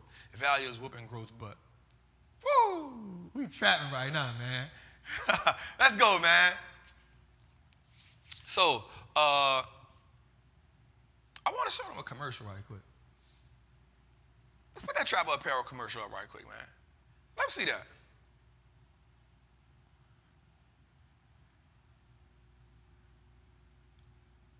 Tell me how to sound. To their family, turning their last name into an asset and taking good seeds and putting in good soil. So listen, man, if you want to build wealth, if you're dedicated to the journey, come join the family in Trappers Anonymous. Big Trapp, Wall Street looks like us now. Wall Street looks like us now. Wall Street looks like us now. Wall Street looks like us now. Wall Street looks like us now. Wall Street looks like us now. Wall Street looks like us now. Wall Street looks like us now. Wall Street looks like us now. Wall Street looks like us now. Wall Street looks like us now. What's good, what's good, what's good? It's your boy. Listen. So I definitely want us to truly understand what Trappers Anonymous is, what Trappers Anonymous represents. Right? So Trappers Anonymous represents a group of people who look, feel, and identify with the journey of what it takes to build wealth. Right, to all my people in the trap, I want to tell you, man, welcome home. To all my trappers, welcome home, y'all. Welcome home, y'all. Right, to all my new trappers who want to join the group, man, listen, man. Our whole soul group, everything in Trappers Anonymous is about helping you not only just transform your mindset, but also helping you understand that you can build wealth through investing in the stock market. Like planting and watering up your belief system. Like letting you understand no matter where you start at, no matter if you want to get 1 shares, 5 shares, 10 shares, this is the group, this is the community for you. We want to take on that mantra to understand that Wall Street looks like us now. And that is simply saying, yo, that no matter where you come from, no matter what your race is, no matter what it is, like if you are truly serious and you want to build wealth, this is the group, this is the community to help you on that journey. So come be a part of the family. And as always, welcome home, y'all. All right, man, so let's move, man. I like it. So, man, the IMF, the International Monetary Fund. Like, if you don't know who that is, those are the people that are responsible for, like, making sure everybody trade is equal, making sure trade amongst countries are equal, right? Is responsible for making sure economic policy across the world is equal. These are like the people, like if you was playing Monopoly, these are the people that's sitting on the sideline making sure nobody ain't cheating, right? So they came out and they measured growth in the economy from a global standpoint. So they said they're cutting global growth, not just United States growth. I mean, not just, the America. They're saying global growth is going to decrease to 2.6% globally. The causes, the Ukraine war. Remember, they just blew up a bridge over there that was a pipeline. That bridge was a pipeline. That bridge was a pipeline that Russia blew up over there. Right? High inflation, because inflation is high all over the world. Inflation is high all over the world, which now causes energy and food prices to go up. And then the China lockdown. Why is this important? Well, because China is what, y'all? A manufacturing and agricultural powerhouse. When they have a lockdown, when they don't have things going on, that means everybody else is going to feel that. And so because everybody is now feeling that, what happens is this now causes growth to slow down. We talk about a 2.6%. That is not good, y'all. But I will say it is necessary. It is necessary because the world got inflated during the pandemic. So the pandemic wasn't just a one country thing. Everybody around the world was affected by the pandemic. So everybody's central bank around the world flooded these people with money. America just did the most. All right, let's go, man. I want to break that down to y'all, man. Let's go. All right, so here's the thing. Here's what I want you to understand. If you invested $1,000 in the S&P 500 from 1970 to 2019, you would have returned $138,908. Now, here's why I dug into this. If you missed the best 5 days of the market during that time period, the best 5 days, meaning 5 days that had the most explosive growth during that time period, right? Instead of having 138,980, you had $90,171. That's if you missed 5 days. Watch how I make this make sense, y'all. If you missed the best 25 days between 1970 and 2019, you now had a return of $32,763. Watch this. What does this mean, Trap? That means the best way to capitalize from being in the market is to stay in the market and play the long game. The best way to capitalize on what the market does is by playing a long game. It's not trying to pick the bottom. Some of the stocks that you want to own is 25, 30, 40, 50% down. All I'm saying is no one can predict the bottom. One person did. He passed away in 2009. You cannot predict the bottom. You cannot predict the bottom. So the best way to make this market work for you the way you want it to work for you is to play the long game. Now, I'm not saying other things ain't better, but y'all know what I was saying. Time in the market is better than timing the market.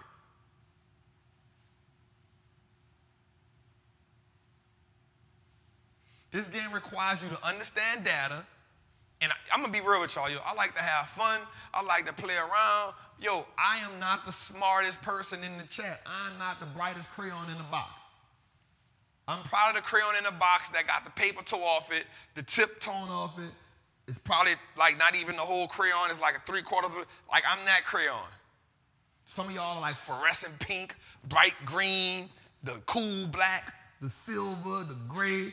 Some of y'all are crayon in a 32 pack. Some of y'all are crayon in a 34 pack. I'm the crayon in the 8 pack, and I'm the one that fell out the bottom. It broke. You got to put it back in. It's just the bottom, the top gone.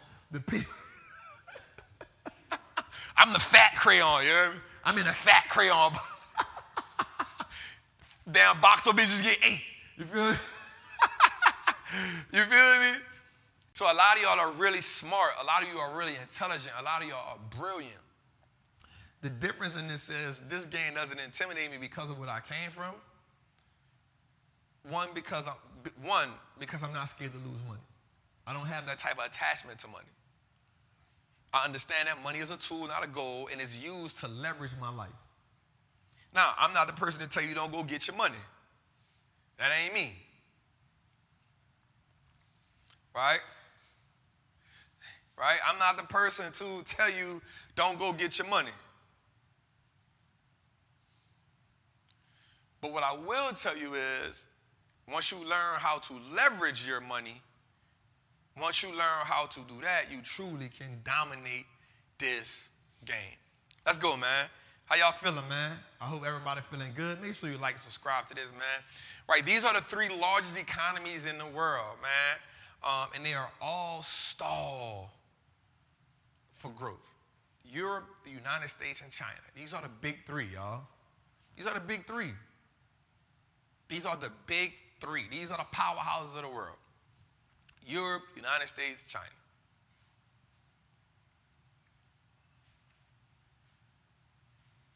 Right, we talking about economies. We talking about, now truly I believe that Africa is like the biggest, but it's raw. Right, like Africa has a lot of raw economics going on. I believe in the next 10 to 15 years, like Africa will truly be the powerhouse it should be. So much tech, so much future, so many great things happening in Africa. I definitely think there's so many investing opportunities there in Africa for us, right? But right now, these are the world's 3 largest economies moving. And I think when we looking at that and we see that the world is truly like in a decline, we look at how these people are moving. How these people move say a lot, man. Let's go, man. I just want to spread some light on that. Yep, Africa is underdeveloped, man. All right, so something I saw that was real dope, right? So I saw that was real dope is doing my research. Burger King is no longer the number 2 burger food chain. So it was McDonald's and Burger King. Well, Burger King lost its number 2 spot to Wendy's. Oh, Wendy's, man. And it actually surpassed Wendy's and Subway. Now, the thing about this is Wendy's actually has the lesser amount of stores. So Burger King has 7,000 stores. Subway has 2,300 stores. Wendy's has 6,000 stores. It actually surpassed Subway and Burger King. I was amazed by that. Of course, you know the big dog is McDonald's. Like, ain't nobody selling more burgers and fries than McDonald's. But definitely, I was shocked and surprised by that. Let's go. But watch this, right? So, you know me, I got a little more deeper. So I saw a survey that said that KFC had the fastest drive-through of all. Now, I know I'm thinking Chick-fil-A. But here's the thing. Watch this. Watch this. Chick-fil-A had the longest at 8 minutes, but they had the most crowded. Chick-fil-A had the longest lines with 8 minutes, but they was the most crowded. The average wait time, we looked at it, was KFC, Taco Bell was getting the job done. Right? KFC, Taco Bell, Hardee's, Dunkin' Donuts, Carl's Jr., Arby's, McDonald's, Wendy's, and Chick-fil-A. Now, here's the dope part about that. KFC and Taco Bell are owned by Yum Brands. So it's KFC, Taco Bell's, Pizza Hut. They're all owned by Yum Brands. And then Burger King is owned through QSR, which is international food brands that actually have Burger King and Popeyes in it. Because Al Copeland sold Popeyes to QSR. Yo, I'm trapping right now. Let's go, y'all. Next. Right? So I'm saying that to say that you can, if you wanted to invest in KFC, Pizza Hut, or Taco Bell, you could invest in Yum Brands. And here's the dope part about that. When I found that a while back, this is why you will see, like when you go out of town a lot, you'll see that connection. They have the KFC, Taco Bell, Pizza Hut connection. They have the KFC, Taco Bell, Pizza Hut connection. The reason why is because they all fall under Yum Brands. And Burger King falls under that international food restaurant brand QSR, and Chick-fil-A is not even, they private. They say they ain't never gone. So I just want to give y'all some game on that. Just some game on that. You know what I'm saying? Just some game on that. You feel me? I can't in the trap. All right, man. So listen, man. So Intel bought a self-driving company, Mobileye, for $15 billion. Now, here's the thing about that. The thing about that is, as Intel tries to, what do you call it? Reinvent itself. Because they've been getting beaten up for a minute.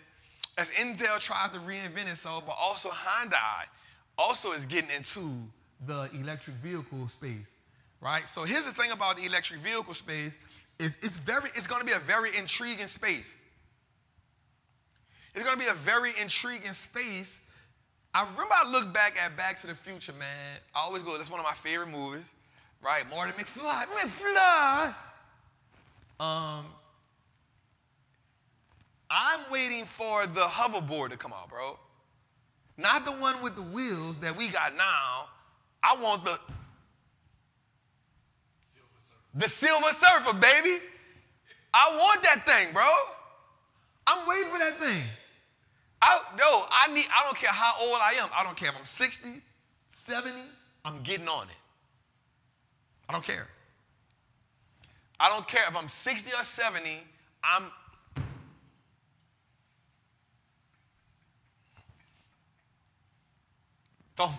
Don't fly over water. That's what got my fly caught up, right? But yeah, man, Intel bought a self-driving car company, Mobileye, for $15 billion. So again, we talked about this a while back about getting into we talked about getting into the electric vehicle space. The car companies, the battery companies, the charging stations. Like this is a place. This is a place to be. Tootie said, I want a Silver Surfer 2 track. Tootie in the chat, you hear me? Right? So definitely get that, man. I want to dig a little deep into this, though. Let's go. I want to dig a little deep into this. Right? Trouble.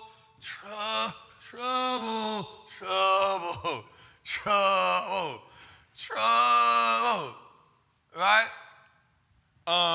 Man, that Slick said. Oh, this is my dog Slick said in the chat, man. Why do I feel like I'm late, though? I wonder if that Slick said in the chat. I was in the pen with Slick said.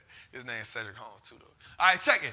So, last week we talked about Rivian. Just when we talk about them a couple weeks ago, and I said, yo, did they put Tesla in the blender? Did they put Tesla in the blender, and no less than a week later, guess what happens?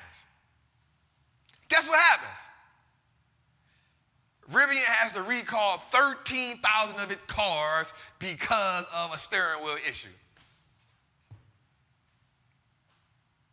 Now, they were on pace to hit their bargain, their number, which was 25,000. Right? 25,000. They had to do a little bit more than 10, they had to do almost 11,000, Right? They had to do almost 11,000 cars this last quarter to hit the quota. Here's what happens. They had to recall almost 98%. They had to recall almost 98% of every car they had out there. Oh, that ain't you? All right, say it, all right, say it, all right. Let's keep you off the pen, fam. We don't need you in the pen, you hear me? My dog Slick said it was a G, though. So, yeah, man, they had to. So, here's my thought on that. Here's my thought on that, right? They still can hit the 25,000 cars by the end of the year, but here's my thing. You now have to take all those cars back, and they say they can get it fixed in 30 days. They say they can get it fixed in 30 days, but to go back and fix that now, am I really going to trust the 15,000, the 11,000 that you got to put out there now? You feel what I'm saying? Like if you had trouble with the first 13, they had to have a recall. So now you got to get them back. You got to fix them. You said that could take about 30 days.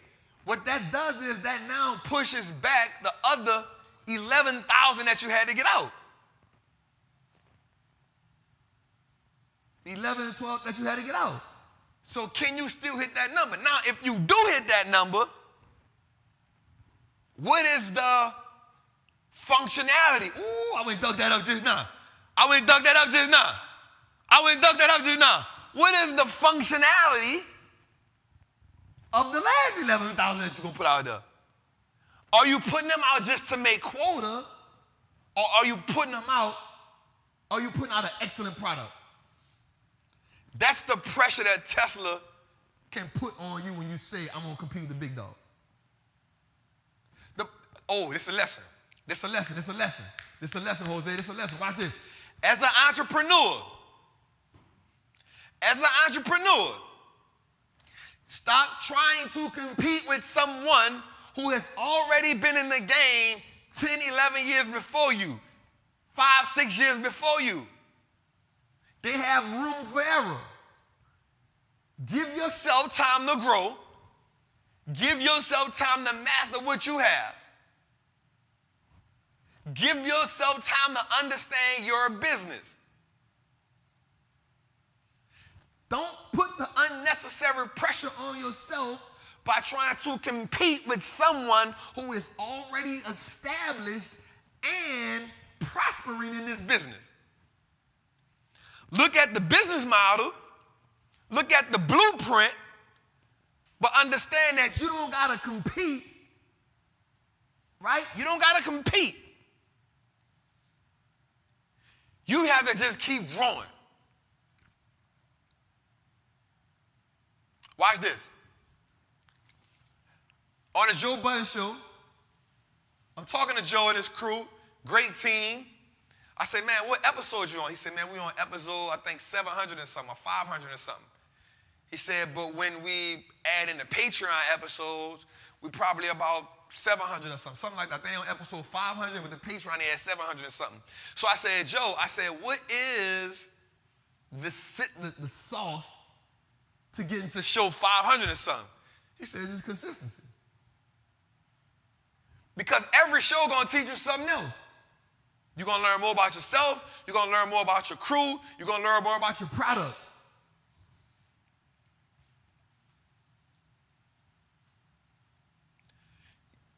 You will stifle. Oh, I'm digging these words up right now, boy. I'm digging them up, Jose. You will stifle your growth comparing yourself to someone else who is way ahead of you. Yo, I'm on episode 9. Why would I be trying to compare myself with these people that are episode 400 or something?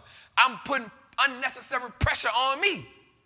Yo, I'm on episode 10. Yo, how do we put out another 10 good episodes? All right, boom, we're on episode 20. How do we put out another 20 good episodes?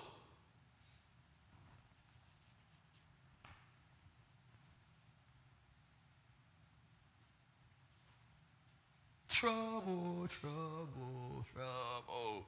Shout out to the OG Bernie Mac, man. We miss you, King. Let's go, man. Now, check this out. Just doubling down on that, I saw that used car sales are down, but yet the prices are up. This is the first year-to-year drop in used car sales since 2020. The industry itself is down 13%.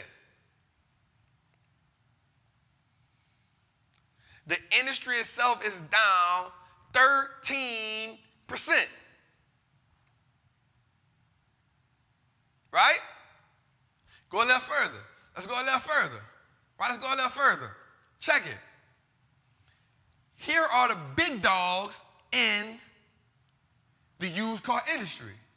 CarMax, Carvana, and Lithia. Now check this out. CarMax is down 52%. Carvana, 93%. But check this out. Check this out. I should have put something else in there because while used cars are down, here's what people are going to do. So I should, see, now that I'm thinking, I should have doubled down in it. I'm going to put it up next week, though. I should have doubled down in it. You can also look at companies now like LKQ and Copart. Why?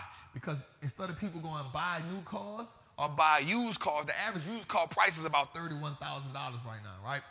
Instead of doing that, people are now going to LKQ and Copart to do what?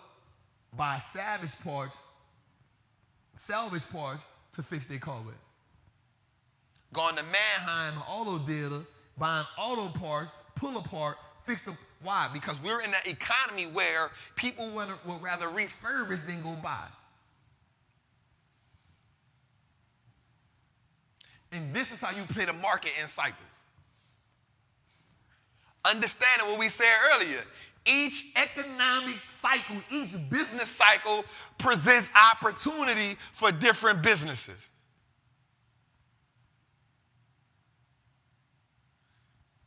This is what your auto zones do good at. This is what your auto part companies do good at. This is where you see their revenue.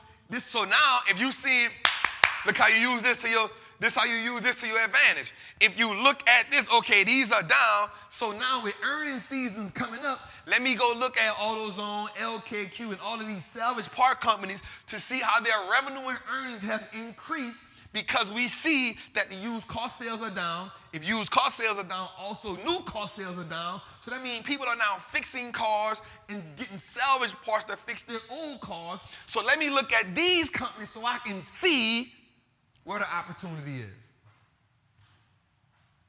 And I'ma keep grinding cause I love this shit. It's not about understanding how the game being played. That's all it's about. All right, let's go, man. I ain't gonna dwell on it. I want to revisit this again so we can understand it. I want to revisit this so we can understand it. There's power in a recession, y'all. There's power in a recession. They drive asset prices down. They drive asset prices down. They drive long-term opportunities for growth after. So what does that mean? If the recession is driving asset prices down, if a recession is driving asset prices down,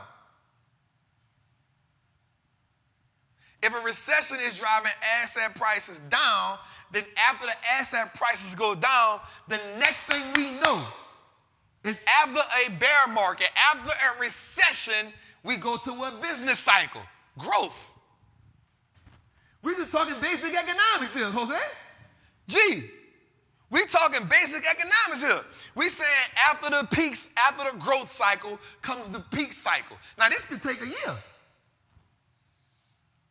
Right, so after the growth cycle comes the peak cycle. After the peak cycle comes recession, trough, after trough, growth. Growth, peak, recession, trough. Growth, peak, recession, trough. growth, peak, sunset, sundown, sunrise, sunset, sunrise, winter, spring, summer, fall, winter, spring. It don't stop. It's the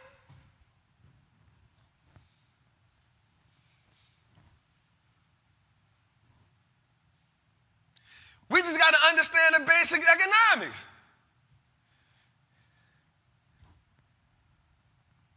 I ain't a genius. I just know that in the summertime, I'm looking at winter clothes. Because they're going to be cheaper. I know in the winter, I can look at some shorts and stuff. They're going to be cheaper.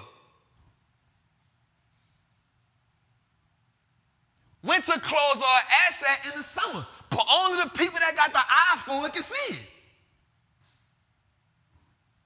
I just bought an asset on sale. Why? Because if I don't got a coat in the winter, then I'm going to freeze. The best time to buy a winter coat is in the summer.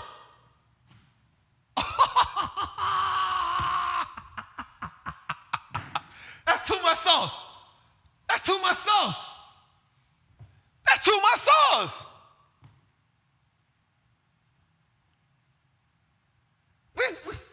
This ain't even genius level stuff. Like the way these people be teaching this stuff in school, like you gotta be a genius to do it. I keep telling y'all, everybody in here, yo, you smarter than what they give you credit for. You smarter than what you give yourself credit for. You just gotta sit there and look at how do I make this make sense to this? How did the stock market make sense to me? Because it reminds me of the streets. But not just the streets, from hustling and doing the illegal part, it reminds me of everyday living.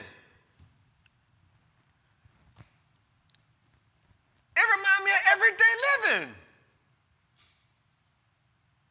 You're smarter than you think you are. Stop buying into the system that you don't that you not smart enough, but they gotta do it for you. Yo, you don't gotta know calculus. I don't know trigonometry. I don't know, I'm not that good. After 1 + 1, after multiplication, I kind of get stuck. You gotta switch the decimal too many times, I'm good. If I gotta switch the decimal too many times, I'm straight. All right? So, skill sets offer more opportunity than jobs during a recession for sure. Why? Because jobs lay off, jobs cut back, jobs furlough, but a skill set you can have for a lifetime. Learning how to invest is a skill set. So here's the power in a recession. They drive asset prices down. They drive long-term growth opportunities after that, and then skill sets flourish during recessions. Let's go, man. Right? But also inside of it, I want you to understand this. In order to succeed in this type of recession, in order to succeed, one, you have to see value when other people see price. You have to see value when other people see price. What does that mean, Trap? Well, when I'm buying something, I'm asking myself, where's the value in it when other people only worry about how much it costs? Does the value, watch this, does the value exceed the price over time? If I pay $97 for something, can I make $97 97 times? I'm okay. If I pay $20,000 for something, during the lifetime of this investment, does the lifetime of this investment reward me or give me an ROI of $20,000 or more? May not always be in cash, but maybe in knowledge and information that I can apply. You have to see value when others see price. Because people didn't do good with their money when the market was good, they damn sure ain't gonna do good with it when the market is bad. They're gonna hold on to it even more so. So what happens is, if I can see value while all you looking at price, I'm gonna be always 10 steps ahead of you. During a recession, you have to see information and data, not the headlines. So while the headlines are made to scare people, I'm looking at the data. One of the things that we're going to always do here is we're going to pay attention to data. We don't care what they're talking about in the headlines because they're trying to make us go one way or another. We looking at data. The next thing is I see opportunity when everybody else seeing opposition. I'm always looking at where's the opportunity at here. The next thing, I'm thinking long term while everybody else thinking short. So everybody looking at what's going on right now, I'm asking myself, what happens on the backside of this? Where everybody asking me, can I flip my money now? I'm saying, can I make the right investment now that keeps flipping for me later? Because I measure success not by how much money I have now, but how many generations I can expose to the opportunity. We measuring success different. We measuring wealth different. You measuring yours by how much money in your bank account. I'm measuring mine by how much freedom I can give a few generations. And the last one I want you to understand is you have to think and follow your game plan and not the crowd. Why? Because the crowd will make sure everybody lose money. I've heard people say this all the time, and I'm not going to say you wrong for that because they are the best company. But when you say, man, just buy Apple, Tesla, Amazon, Microsoft, Google right now, those stocks are down a lot. And so why does everybody portfolio down right now? Because everybody owns those 5.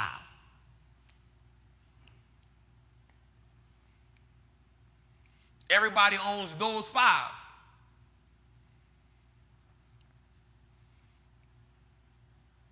And I always say it, man, a great business at the wrong price isn't a good investment.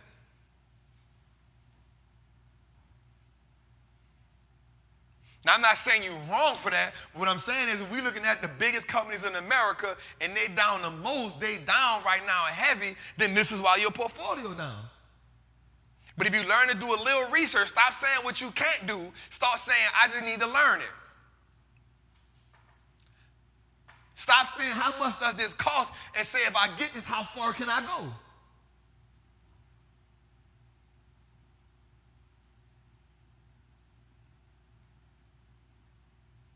You feel? It's a difference. So the reason why I'm going to look at the game and I'm going to approach the game different is because I'm approaching the game from my data and information. I'm approaching the game from not that it's a recession. I'm reporting the game that this is an amazing opportunity that you get once every 20 years. We didn't get this. The last time we got this opportunity was 2008. And I'm going to keep it real. Most of us wasn't in the right state to take advantage of that then. After this one, we probably won't get another opportunity like this to 2035. 2030. It comes once every 10 to 12 years. But what happens if you make the right investments now? What happens when you learn the game now? When the next one happens, you're like, oh, I did this before. Remember what we said in the beginning. Success is how you handle obstacles that you've already faced.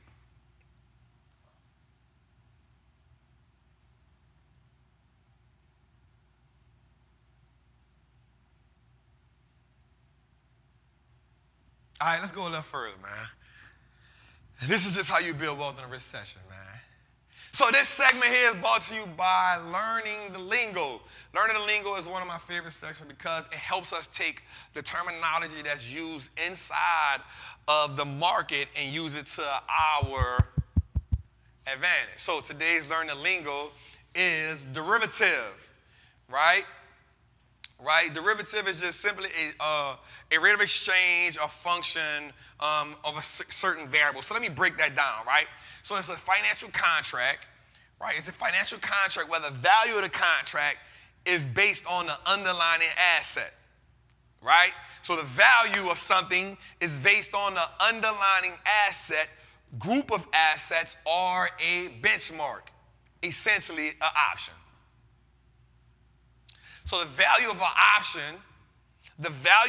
option is first based off the underlying asset. So if you get an Apple contract, the value of the Apple contract is first based on Apple itself. If you get a QQQ contract, the contract is based on the benchmark of the Nasdaq itself, right? So a derivative is just another word for option or contract. right? So they don't just say options, they say derivatives, right? You feel me? Hey, Frank, check it out, Frank. So I just saw this in the comment. I want to answer this. Frank said, hey, Trapp, you bringing good information, but most people can't stay up for 2 hours. Maybe you can break it up. Frank, no, I can't. You either take the 36 O's, but here's how you break it up. During the week, guess what we do? We chop the work down for you during the week, Frank. So come back to the channel, Frank. Wednesday, you'll have a segment. Come back Thursday, Frank, you'll have a segment. Come back Friday, Frank, we'll have another segment. Come back Saturday, Frank, we'll have another segment. Come back Sunday, Frank, we got another segment. We take a rest Monday, and we back at it, Frank. So no, I cannot chop it down today. I'm going to always give you 2 hours, but you come back every day, you're going to get a segment every day, family. But look, check this out. If you're in your car driving, look, you go download it on Google, Spotify, Apple, and we do the same thing. We give you something on Thursday for 2 hours. That's this episode. Then Friday we give you something. Saturday we give you something. Sunday we give you something. Monday we give you something. No, Frank, I can't shorten this down, but here's why you got to come back to the channel and get the segment you want.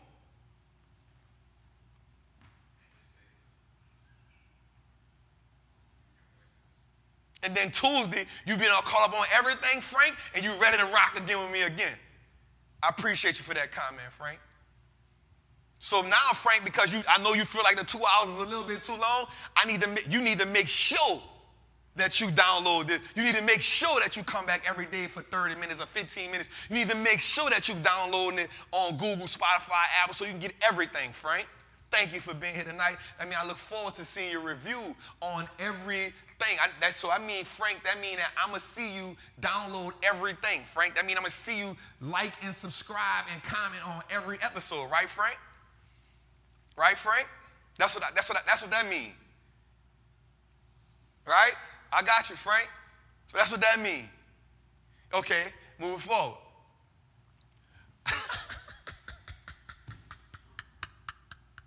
Salute to Frank for letting me get that out there like that.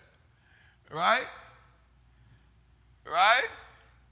So, man, this week we are looking at our certified trapper of the week. I'm here with somebody amazing. This week's certified trapper of the week, one of the things I started off by, just highlighting great investors. I started off by highlighting, like the Warren Buffetts and everybody else. But I realized that there are so many great people of our culture that don't get enough highlight and recognition. And so this week, our certified trap of the week is Maggie L. Walker. Right, so Maggie L. Walker was the first African-American woman to charter a bank and the first African-American woman to be a president of a bank, right? So she believed that since African-American community wasn't getting served financially by the financial markets, those improvements have to come by us, right? She chartered the St. Luke Penny Savings Bank, right?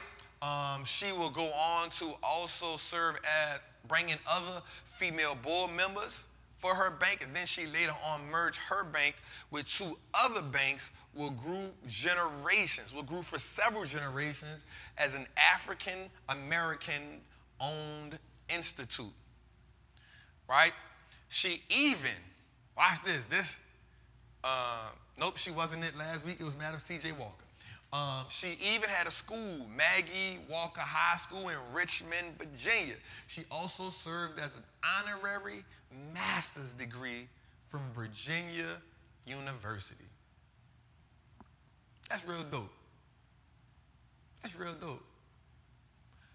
But last but not least, this is the part I found immaculate. She was inducted into the Business Hall of Fame in 2001.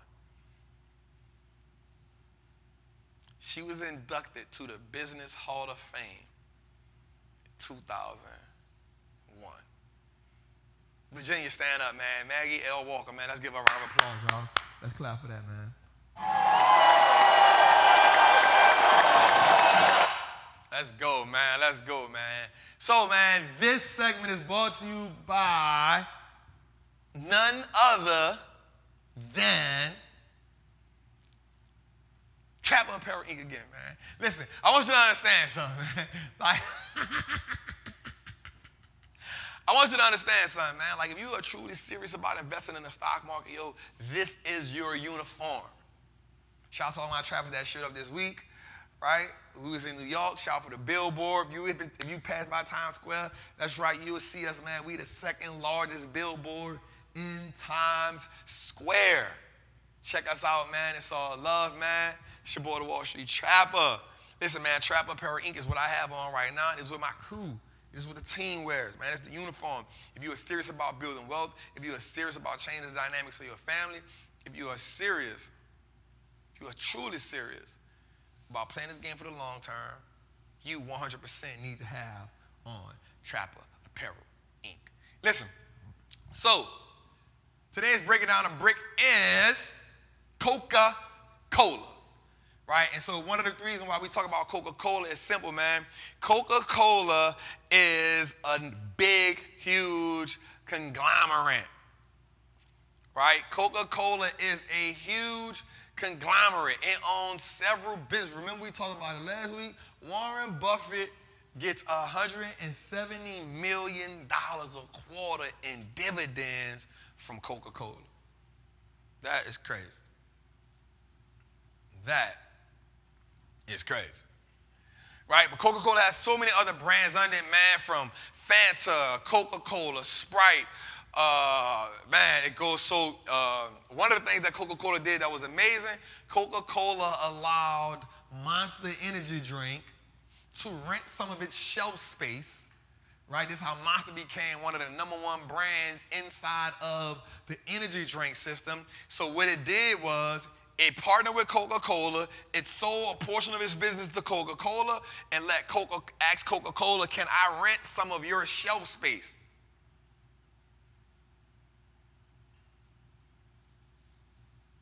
Right? Can I rent some of your shelf space? Coca-Cola allowed Monster Energy to rent some of its shelf space. Now Coca-Cola not only owns some of Monster Energy drink, so it's like that was a great deal right there. But Monster won because Monster what? Became the #1 energy drink. Right? So man, check out Coca-Cola, man. It's definitely a big brand. So I just like to dig deeper, me. Right? I just like to dig like deeper when I'm into something. So here's what I looked up, man. I realized that so Pepsi realized that it could not compete with Coca-Cola when it came to actual beverages. So what Pepsi did was Pepsi became real heavy in the snack brand. Right? Pepsi became real big in the snack brand, but I like to look at like where it coming. So we got McDonald's, Burger King, Wendy's, Sonic, Chick-fil-A, In-N-Out, Subway, Cheesecake Factory, Fridays, Cracker Barrel, Red Robin, and Domino's. Now here's the dope part about that. Coca-Cola, if you look at it, Coca-Cola and some of the biggest brands in fast food. McDonald's, Burger King, Wendy's, these are the top 3. Subway, these are the top 4 burger franchises. They there. Sonic, In-N-Out, Cheesecake Factory, Fridays, Cracker Barrel, but then the #1 pizza franchise in Domino's. Right? So I'm like, damn, that's crazy. Right? But then Pepsi didn't play, but they were like, okay, KFC, Wild Wings, Pizza Hut, Papa John's, Panera, IHOP, Little Caesars, Taco Bell. So I was looking at how they, playing in and out of each other. Again, man, Coca-Cola and Pepsi always gonna be at battle. So I always love looking at that. Speaking of that, before I go to this next segment, I want to talk about just Amazon Prime understanding the battle that it's up against, it actually had Prime Day again today. That lets you know that the economy is in a steep place because Amazon is doubling back to touch the retailers again. It just had Prime Day. They did another Prime Day again today. I'm going to wait to get those numbers, and I'll definitely talk about it again next week. But when you see a company like that double dip, you always know something is going, like, oh, they double dipping. They never had to do that before. But they also double dipping because they also had to take a huge multi-billion-dollar loss with Rivian. Don't let that miss. So how did they do that? They took a big, huge loss with Rivian. Ford exited the chat. Amazon took that L, but what else did they do? They doubled back and said, yo, we'll make that back up with another Prime Day. So Amazon did another Prime Day today, man. So I just want to put y'all up on that. Let's get into this. This is my favorite segment of all time. Y'all know what it is. It's the wealth track. Now, the wealth track isn't always about having a long, intense bar. Sometimes I always look for something that's real simple. Today it was something dope when I found it was simple. It said, Drake said, never loan somebody what you need right back. That's enough. That's a wealth track just by itself. Never loan somebody what you need right back. Leave it right there. The reason why that's important is this, man. Sometimes on our journey, we always want to help people out. We want to help people out. We want to do things, we overextend ourselves. And when you overextend yourself sometimes, you're putting yourself in bad situations. Putting yourself in that bad situation can be stressful monetarily if you need that money in the moment. You're lending somebody something that you don't have. And the one thing that we know that causes stress between people is money.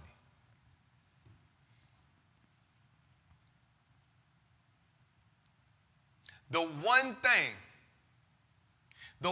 thing we know that causes friction between human beings, and I don't care what ethnic group you belong to, is money. Never loan people money that you need right back. Also, I'm going to just keep it 100. I'm going to double down on that. Never loan somebody money that you need.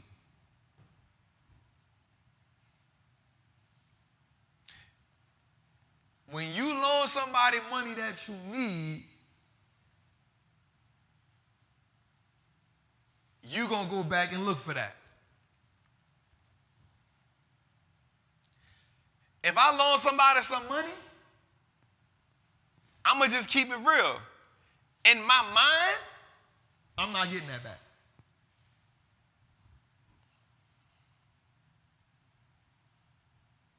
I'm just keeping it real. Because as long as I've been on this earth, what I've realized is this. When you loan somebody some money, 7 out of 10 times, they're going to forget when they got to pay it back to you.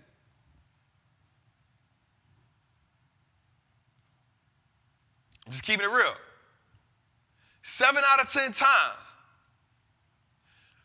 And I don't like asking you for my money back.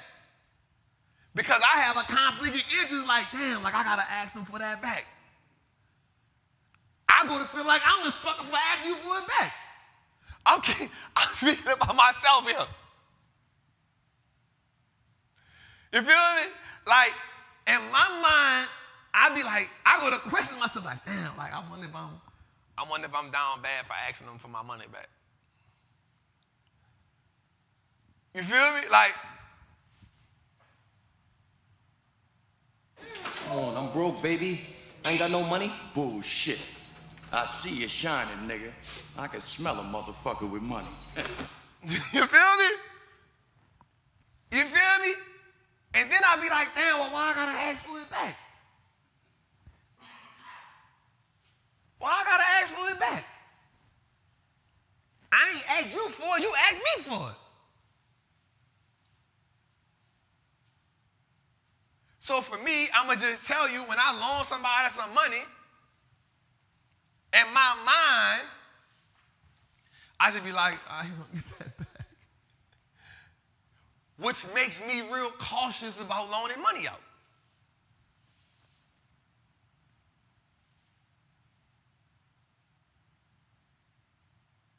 Which makes me cautious about loaning money. I be like, I don't got it. And the truth of the matter is, all my money tied up in investments. All my money tied up in investments. All my money tied up in investments. So here's the thing, why that's a well track for me is because if you don't want to lose friends, if you don't want to lose people you close to, if you don't want disdain between you and your loved ones or you and somebody you call your day one, keep money out the thing. If you're going to give them the money, just give it to them from the heart and be like, you good? I ain't tripping. That's just my twang on that. That's why I love, when I saw it, I said, that's a banger right there. I said, that's a banger right there. Don't loan somebody some money that you need right back. All right, man. Listen. So, man, this is an amazing show, man. You know what I'm saying? This is a good one here, y'all. This is a good one. This is a good one. This is a good one. This is a good one. I'll be tapped in for a minute. What I want to do, man, y'all know I like to end every show on what I like to call wise words from the OG. Right? This is truly when I just like to have my talk with y'all one-on-one. Like, I like to take us through a story from every episode. Right? I like to go through the good, I like to go through the bad. I like to tell you some stories about my life. I go into my God bag, where God be touching me. We go into our financial literacy bag. We go into our investment bag. I answer some comments in the chat. Because it's a live show. But this is the part here where I like to really take it serious. On the road to success and investing and business, you have to become an independent thinker.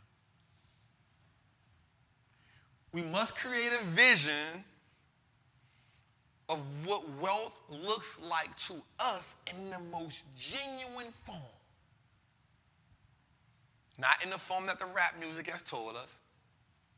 Not in the form of what TV and entertainment has told us. But in the form of what fits us the best.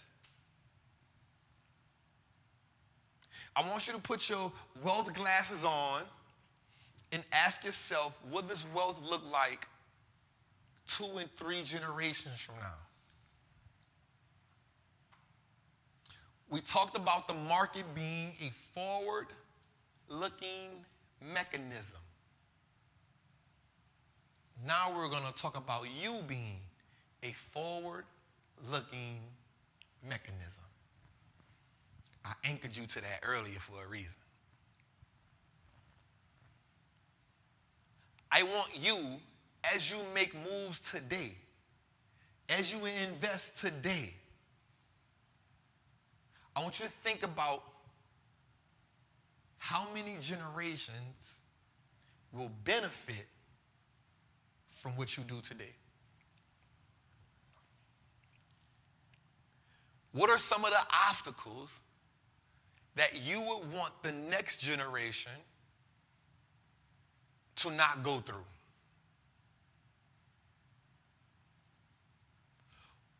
What are some of the gifts that you would want the next generation to walk into?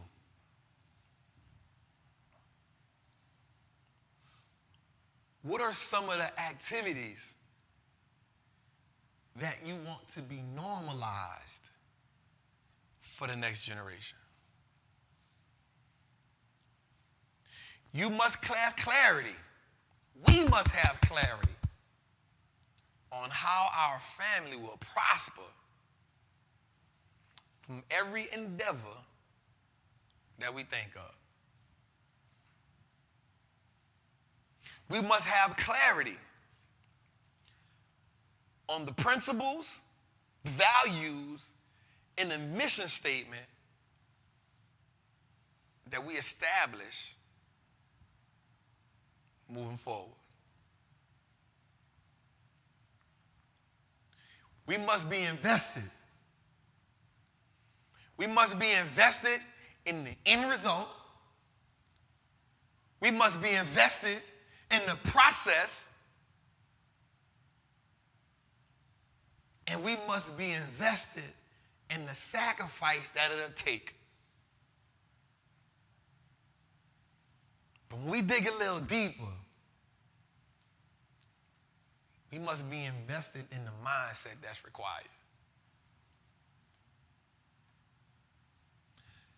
Because see, the Vanderbilts was at one time the most richest, wealthiest family in America.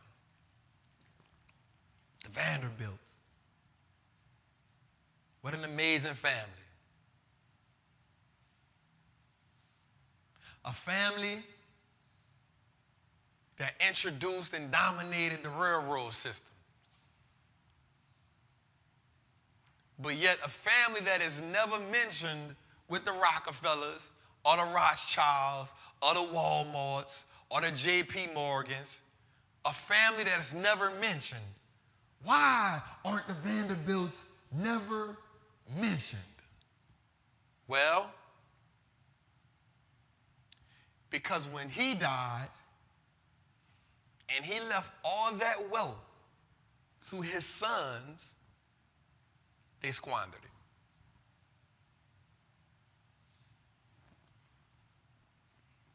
They squandered it. And so all that hard work, all that genius that it took for him to build that, it only took one generation to squander it. One son went to the army and got killed. The next son squandered it because he wasn't ready.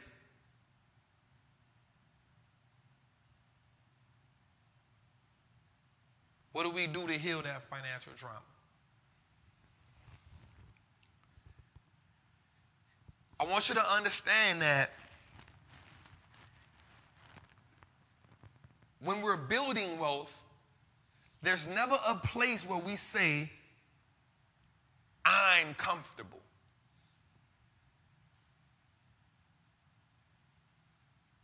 There's a reason why Carl Icahn continues to learn the game so he can pass it down to his son. It's the reason why he taught his son everything he knew about investing. And so now his son makes him billions of dollars a year. It's because in his old age, he know that he got to pass away. But guess what he do know? I taught my son the game. And when my son has kids, my son can now teach his son the game. And his son can teach his son the game. You know why? Because once we learn to dominate this market, we will always have our wealth anchored to it. We will always understand how to buy businesses. We will always understand how to evaluate businesses. We will always understand how to get a great investment from a business. You know why? Because if businesses stop operating, then America will collapse. And businesses is the bloodline of America.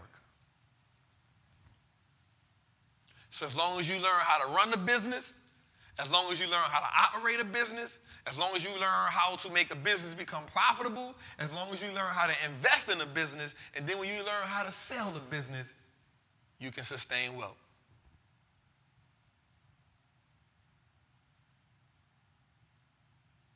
I always say we spend our money 3 ways: information, access, and assets. You get the information, you get the access, and you become the asset.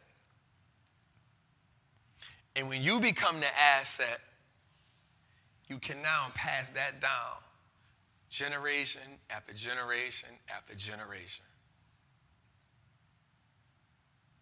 The goal is not to just be great at stocks. The goal is to be great at investing. Because unlike contrary belief, unlike what the message has been all over social media, you don't have to be an entrepreneur to build wealth.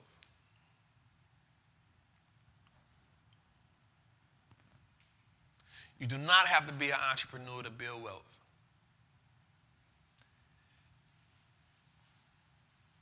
Every person does not have to learn how to build a billion-dollar business. But every person needs to learn how to invest in one.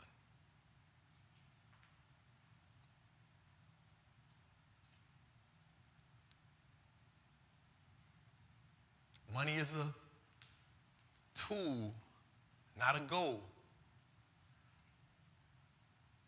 The information shows you how to leverage that tool. A hammer without the right knowledge will be mistaken for a jackknife or a jackhammer. But a hammer with the right knowledge can build an empire. It's your boy, the Wall Street Trapper. I look forward to seeing you next week, Tuesday, 7 o'clock, same time, same place, same goddamn glasses. Make sure every Thursday you tune into and download on all streaming platforms so we can become the #1 show in business and investing. We do it together. We'll do it as a family. It's your boy, the Wall Street Trapper. Welcome home. Says like this straight put the motherfucker up.